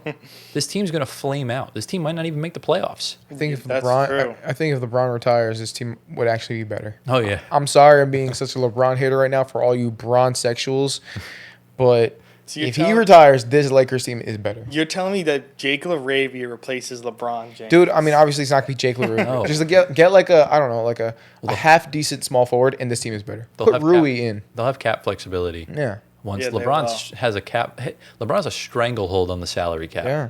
It's like embarrassingly bad. And Yeah. this team is going nowhere fast. I think that's the best way for me to describe the Lakers.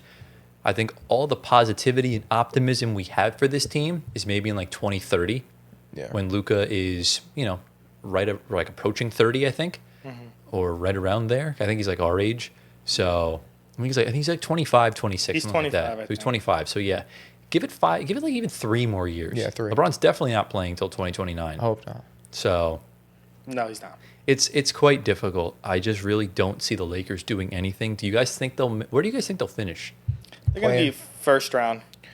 Playing, I think they lose in the play-in.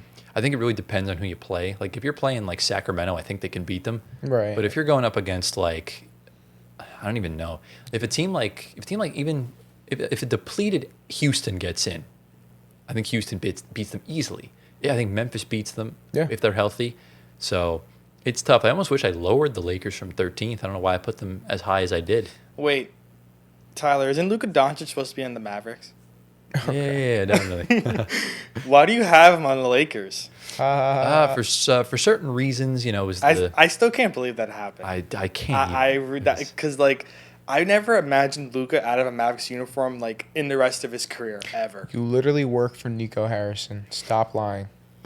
Wait, then you stole my joke, man. I would always see just like people in Nets Twitter just be like, "Oh, guys, look, we just gotta hope the Mavs keep losing so Luka gets disgruntled and requests out." But you know I'm what? like, he's not getting traded. Like, what are you talking You about? want to know the craziest thing is that all the Dallas Mavericks fans Luka Doncic brought in probably the majority of their jersey sales, and now that's just all their jerseys are down. Cooper Flag, Well, Cooper Flag Anthony came. Davis, now, yeah. Kyrie Irving. Who the got hell? plenty of jerseys. Who the hell is buying Anthony Davis's jersey? Oh, Are a you lot kidding of people. me? A lot of And people. he's still one of the best. You really think people buying Anthony Oh, Davis's yeah. jersey? Still one of the best players in the league, Absolutely. easily. I would Yeah. think Kyrie and Cooper Flag, not. Anthony Davis, in my opinion, is one of the more likable guys in the NBA. If he Yeah. was on my team, oh my God, I'd be his biggest fan. Yeah. Like, if he was on the Nets, I'd get his jersey tomorrow. I Well, love that's Anthony. because you're a Nets fan, Tyler. Well, Doesn't duh. matter. And Even if, that's your best player in a heartbeat. No, but like, And Mavericks fans are Mavericks fans. even That's if true. even if he was on the team, let's say he was on the team instead of James Harden, I would have much preferred an Anthony Davis Nets jersey than Kyrie Irving or Kevin Durant. I like all those guys. Wow. So. Actually, no, Yeah, I'd probably get KD I first. I'd guess. probably get AD before Kyrie. Well, but again, I like Kyrie a lot, but- Before Kyrie got there, and of course AD, Luka was the sole proprietor yeah, for yeah. the jersey sales. And But now, that's not even a conversation. They got plenty of guys on the team now. and even if you go to the Yeah. W, they have Paige Beckers now, and she just had a you historic go. season. There So you go. Yeah, I might even get her jersey before theirs. exactly, you should, Gio. She's kind of goated. She is very goated. All right, we're getting into the final team. Another team I did not really expect to be talking about this soon in the episode because they also had a devastating injury themselves. It's the Indiana Pacers. So obviously, only one human being on planet Really, Earth. bro? I'm sorry. Anyways, obviously only one human being on planet Earth could see what last season had coming. And that was myself, predicting them since June of 2024 that they would make the NBA Finals. And I did it. And it breaks my heart every single night how close I came to predicting them to winning it all. Yeah. We were an Achilles explosion away from that actually happening. And Tyrese Halliburton could have put his name very far up into some uncomfortable conversations because he was on pace for an insanely good game. Yeah. Yeah, And it's so unfortunate. They make the finals, obviously. They tear through the playoffs. Some of the most insane clutch comeback performances I think we've ever seen in our lifetime. yeah. Just happened every single round. It was that Yeah, no. moment. Everything like was- every game, too. Every single game. Yeah. These boys were cooking. And it genuinely, I felt like I was a part of it because I manifested this You for were a so part of it. long. If you didn't make that prediction, they wouldn't have got this far. Exactly. It's because of what you said, bro. Exactly. And yeah, obviously the Pacers dealt with the biggest loss of Tyrese Halliburton in Game 7, which I think that set their franchise back by quite some time as far as, the new CBA and stuff like that goes. But are we ready to get into the Indiana Pacers? Let's go. Here are the stats on the Pacers. So obviously, Why am I the highest on them? it's a great question. Obviously, the head coach is Rick Carlisle. I forgot how many seasons he's been with the team. It's like his 5th or 6th. Been with them a while. The MVP right now on the screen for these guys, it says Tyrese Halliburton, but we're not including players that aren't playing, so it's going to be Pascal Siakam for these guys. The key add, they really only added Jay Huff through trade, and that's kind of it. And I think they also signed Monte Morris, but it's really not much of note. And their biggest loss, again, they lost Miles Turner, which is huge, but Tyrese Halliburton's your biggest loss by far. So, Gio, read that starting 5. This is interesting. All right, so we got Andrew Nemby. I like the nickname you gave I him. couldn't fit Nemhard. Andrew Nemhard at point guard. Benedict Mathurin at shooting guard. And Aaron Nesmith at small forward. Pascal Siakam at power forward. And Isaiah Jackson at center. So, yeah, obviously, like I mentioned previously, another 50 and 32 team last year. There was a lot of them. Yeah. And again, me and Gio, we're right there. You have them in 13th. I have them in 12th. Antoine has them in 9th. I really want to know why they're a top 10 team. I don't hate it, though. You guys are ridiculously high on the Mavericks and the Magic. That's what I'm getting from this because I'm looking back at my list right now. And the Clippers. You guys are high on all 3 of those teams. Okay. That's what I'm getting from this. We'll get to those guys. Yeah, Don't worry. we'll have to see at some Because- point. Yeah, because Okay. Yeah. And you're high on the Pacers, so explain I mean, that. we're all high on Yeah. the Pacers. He just has them a couple spots ahead, but it's in a new tier. So tell us why they're top Yeah. 10. Oh, they're not top 10. Dude, No, can you we're stand forcing on you to stand on business? business. We're Bro, forcing you to can, stand on can we business. skip this part? Nope. Oh my Um, gosh, Well, okay. this guy. I understand Hallie's a major, major loss, but the team at the end of the day is still all intact. Yeah, Keep in mind, like, Siakam is still elite. Neesmith is still elite. Nemhard is elite. Mathurin should be more productive this year than I was last year because I was a hater on him last year a little bit. But I love his game. Isaiah Jackson what do you think? is a nice comeback player this year. The bench is still all intact, like I said. The center room needs some work. Yeah, That's Yeah. the biggest problem. yeah, MT left, we know that. But that's why. I mean, they probably fall like okay. So if we average out ninth, they're probably like the fourth or fifth seed in the East. Well, they're a comfortable top 6 yeah. team. So like yeah, I'm again. I don't think it's a major drop off. It hurts, but they didn't break it up like Boston did. You know you have one big injury, of course. But it's tough, though, because you lost Miles Turner also. So not only That did is you lose true. the point guard, Yes, you lost MT, the center. Yeah, but MT playoff wise was not. still him He was- being there. He was good. He was great in the first 2 the rounds. regular He was season. good against the Knicks, and then he was not good against the Thunder. Which, for granted, most people were never Yeah. good against the Thunder. Those two bigs are Yeah, tough. I mean, but regular season MT is still good. Oh, yeah. That's so yeah, it is going to be felt regular season wise For sure. Some playoff time. Exactly. Especially because I mean- you're asking Isaiah Jackson to be the starting center off a torn Achilles. yeah, that's rough. Yeah, I mean, also they brought back Wiseman, but again, same story. Torn Achilles. He doesn't have a guaranteed contract. Oh, so okay, right now fair. you're looking at Jay Huff as the backup. And he Tony Bradley. Is he the guy from Tony the Bradley's Grizzlies? there too. Yeah, he was, yeah. Okay. Who? He could shoot a bit. He's 7'2". Yeah, Huff is good. It's a nice piece. He won with the Nuggets in 2023. 7'2". Wow. He's humongous, Yeah. bro. He's insane. But like Antoine said, like the reason why I have the Pacers higher than Boston is strictly the bench. I mean, we saw what Neesmith and Nemhard did 2 years ago when they were in the conference finals without Tyrese Halliburton. They were fantastic. We saw what Benedict Mathurin did in the playoffs this year. He was great. TJ McConnell is arguably the GOAT.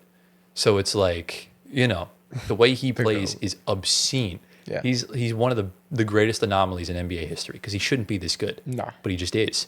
And you still have Ben Shepherd and Obi Toppin, who Yeah. are fine players in and of itself. Yeah.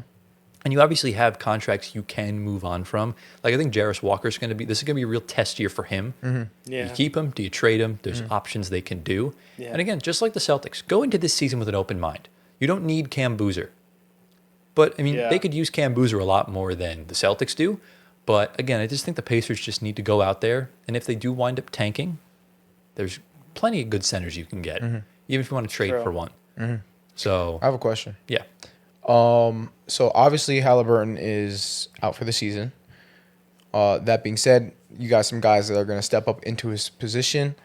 What do you expect, Tyler, from guys like Andrew Nemhard, Ben Shepherd, T.J. McConnell, Benedict Mathurin? What do you expect them to do this upcoming season, or who is going to be that number one guy? win the to take his MVP. No, spot? I'm just kidding. That number one spot will go to Andrew Nemhard Okay. for sure. It's not even a debate for me. So is he going to fill the shoes of Tyrese Halliburton? I think to fill the shoes of Tyrese Halliburton, yes. Okay. Because in my opinion, I think it's wrong for Siakam to elevate right now. Right. Because I think I think the role he plays is perfect, and Rick Carlisle's not going to be the guy to make your second option be the first option. Yeah. Because if you make Siakam the first option, you have to slot everyone else up, and not everyone else can take up that advanced role. So let's say Siakam's the one option, and let's say you have to make Aaron Neesmith or even Benedict Mathurin the fourth guy. He might not thrive as the fourth guy. Right. So in a situation where you make Nemhard run the offense, Siakam was an all-star last year as a second option. Right. And Nemhard plays similar to Halliburton. He does. He probes around. He can shoot. He can pass. He's an incredible defender. Yes. Incredible defender. Yes. The only person that had SGA flustered, because he grew up with him, it probably makes sense. That helps. But with those two as your main two pieces, Aaron Neesmith essentially would take the Nemhard role, or Benedict Mathurin can take that Right. Nemhard role, which means you keep Neesmith in the role he was in. Because at the end of the day, you want Nembhard and Nesmith guarding the two best guards. Right. And then you want Siakam guarding the best front court player that's, obviously not a center. It's like if they're playing the Knicks, for example, Siakam will guard Cat, but if they're playing, I don't know, if they're playing Minnesota, he's not going to guard Gobert. Mm-hmm. He's going to guard Randall. So that's kind of what it is. And I think the bench is fine enough to be good. Right. It's just a matter of how will this team do long term Right. without Tyrese Halliburton? So long-term meaning playoffs? Well, just in general, because the only time they've played without Halliburton was Game 7 and then those 3 playoff games against Boston. Right. So- okay, I have a follow-up question. Yeah. So let's say this team ends up doing really good, Yeah. right? So they end up going to, let's say, Eastern Conference Finals, for example, with this team, Yeah. right? What is that going to make you say about Tyrese Halliburton now that you have a guy like Andrew Nembhard that stepped in and pretty much did what he did, but also plays defense? What is that going to make you say about Tyrese Halliburton? Is that going to mean maybe is Nembhard just that good, or is Tyrese Halliburton not as good as we thought? I think What it's do you both. Okay. Because, well, not both. I think it's mainly because Nembhard is that good. Got it. But remember, they get to the conference finals. We know how good Nembhard is. But what's the asset that gets you from conference finals to championship? That's Tyrese Halliburton. Okay. I firmly believe they will win a championship with Tyrese Halliburton as the point guard. And again, look back at the Nuggets in 2022. Allowing Nikola Jokic to rise up without Jamal Murray on the floor while he was injured, Jamal Murray came back and just did his thing. I think we know how incredible Tyrese Halliburton is. And guys like Nembhard and Nesmith are just waiting to break out, and we've seen spurts of it in the playoffs. Give them a full regular season to do that. And even if they don't perform well in the regular season, if they make the playoffs, you know Nembhard's going to play well. So that'll They're allow risers. them to get comfortable in their own roles. And once Tyrese Halliburton comes back, I think the Pacers would be the team to beat. Because when you come back from an Achilles or ACL injury, the best season is that first season. Wow. We saw it with Jamal is true. Murray, we saw it with Kevin Durant, and we saw it with Klay Thompson. So we have sample size of it. And let's see if it happens with Isaiah Jackson as well. Exactly. So maybe he'll have his best season. And this year. again, like I'll also preface this, I don't think they'll get there, but if they do get to the conference finals, I'll be the least surprised. Okay. Because this team is anything. You have any crazy predictions for this team? Just to jump out. They could make the conference finals. It wouldn't surprise me. It genuinely Okay. wouldn't. Okay. It wouldn't surprise me if they How far do you actually realistically predict? them to second go? round. Second round. That's realistic for me. Got Yeah, it. I don't see. Remember, they also don't have they didn't have a long off season. And Right. remember, that's 2 years in a row now because you went to the finals and the conference finals. Right. So this is more of a feel out year for them. They'll probably regress, and that's normal. That's kind of just how it goes. But again, it would not surprise me if they beat the Knicks in the playoffs because that's just That's what they do. That's just what they do. That meant, like, imagine if we get a Knicks or if we get like a Hawks Pacers playoff series. I don't know who to pick. I'd probably pick the Hawks because they're healthy. Yeah, the Hawks. But I hope they both lose. look, I tell you, the only way the Knicks make the finals is if they avoid both of those teams. I firmly believe that. I think you'll have to get past Cleveland, but I think you if- guys got that. Cleveland's trash. okay. Yeah, They're We're back frauds. to this. We all know that they're frauds. I don't think But we'll so. see them in next week. But again, looking at the Eastern Conference, the Celtics and Pacers making a deep run is very much possible. Yeah. Because like we know how good Orlando got, we know how good Detroit got, we know how good what's the team I'm forgetting? Denver. No, in the East. Oh, the Knicks. No, they're already good. The Sixers. No, not them. Cavs, the Hawks, the Celtics. Oh, the Hawks. That was who it was. Yeah, the Hawks. Hawks. All those teams, the Knicks and Cavs are on a whole other level. And the Pacers were on that level until Halliburton got injured. So right now they're in that Rockets situation without Fred VanVleet. It's just Pascal Siakam is just not Kevin Durant. Right. So Yeah. that's tough. But, Andrew Nembhard I would put in the same category as just a freak for no reason as Dyson Daniels and Amen Thompson. I agree. So it's like, you Yeah. have that there. Yeah. But Nembhard might become my new favorite player. Shut up. This season. Shut up. I might actually get a jersey of his. No. Seriously. unless you're a Thunder fan, he's incredibly likable. That or a is Knicks disgusting. Like I love his play That style. is disgusting. Like defense and offensively. Disgusting. fan. Yeah. Love how he plays. Fake Knicks So I fan. might actually get his jersey. Disgusting. You're not allowed on the podcast anymore.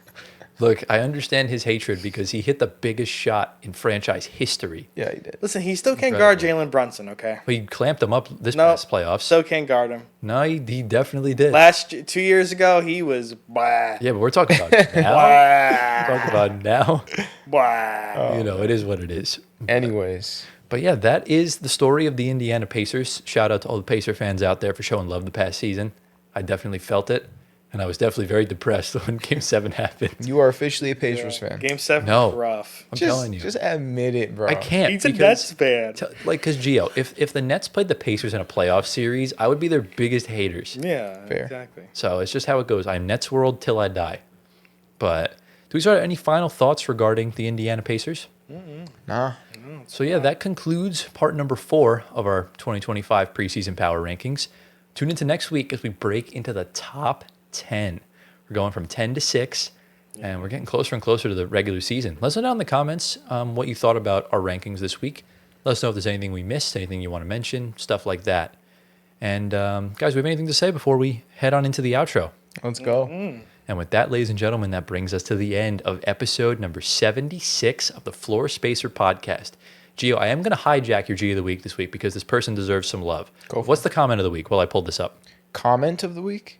Yeah, for the word. Oh, Word of the- word of That's the what week. I meant to say, sorry. Word of the week is, let's say 23, because my sister's turning 23. Oh, happy birthday. Whoa. I'm gonna have you guys actually say happy birthday to her on a video Oh, doubly. while I'm here. So yeah, Why Love does she that. love us? no, just because. Okay. So, the G of the week. This, I apologize to this person because I didn't see it because this is something YouTube is starting to do with viewer communities, like the Twitter community tabs, but for YouTube.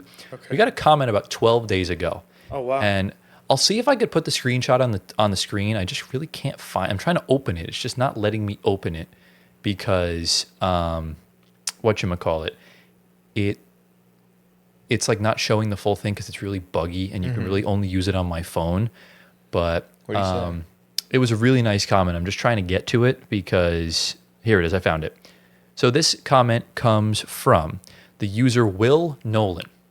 Wow. So we're going to put the comment on the screen. This was 12 days ago. He said, "Hey guys, I'm a massive fan. I just wanted to tell you this because you three make my day better every day when I watch a short video or a podcast of you guys. Just keep doing what you're doing and keep making others happy, and you'll be surprised at the outcome of your lives in a few years." Wow. So Wow. shout I out to love you. you, bro. All love, Shout out man. to you, Will. I love you. Shout bro. out to Will. I don't know if he's still watching towards the end of the podcast, but man, that really made my day. That made Yeah. me tear up a little bit. No, actually, Wow. Wow. I don't know if I teared up. I mean, no. Listen, you got to understand how like people's lives are completely different to what ours are. And you never know what And people are going through. It's all three of us live a very comfortable life. Some probably don't. So, listen, it takes a lot of time for someone to click on a video of ours. Even though for us it might be a little easy, but some people it may not be not so easy. So, you gotta feel for the human being. We're humans at the end of the day. Yeah. And, that's what I'm actually that's not what you have to human. do. I'm like half Android. Good. That explains a lot, though. So yeah. Yeah, Apple's better. Yeah, But anyways, shout out to you, Will. That means a lot. It means Yeah. absolute world. Because, it just feels so rewarding because, we obviously want to talk basketball. We want to, provide our point of view, provide our own spin on things. We also just want to entertain you guys as well. Yeah. We're not all about the numbers. We're not all about the basketball of itself. We want to have that connection with our viewers. And I think that's what creates a healthy community. And I think we have that. Yeah. So we can't thank y'all enough for that. And again, we'll thank you again for 100,000 watch time hours and 8 million views. Like, that's crazy. Yeah. So shout out y'all. Yeah. Shout out to Will. Yeah, shout out to Will. Shout out Gio. You said your sister? Yeah. Shout out to Gio's sister. And obviously next week, like I said, we'll get into the top 10. We'll have other news stuff. We have some other surprise segments in the back burner that we'll get ready.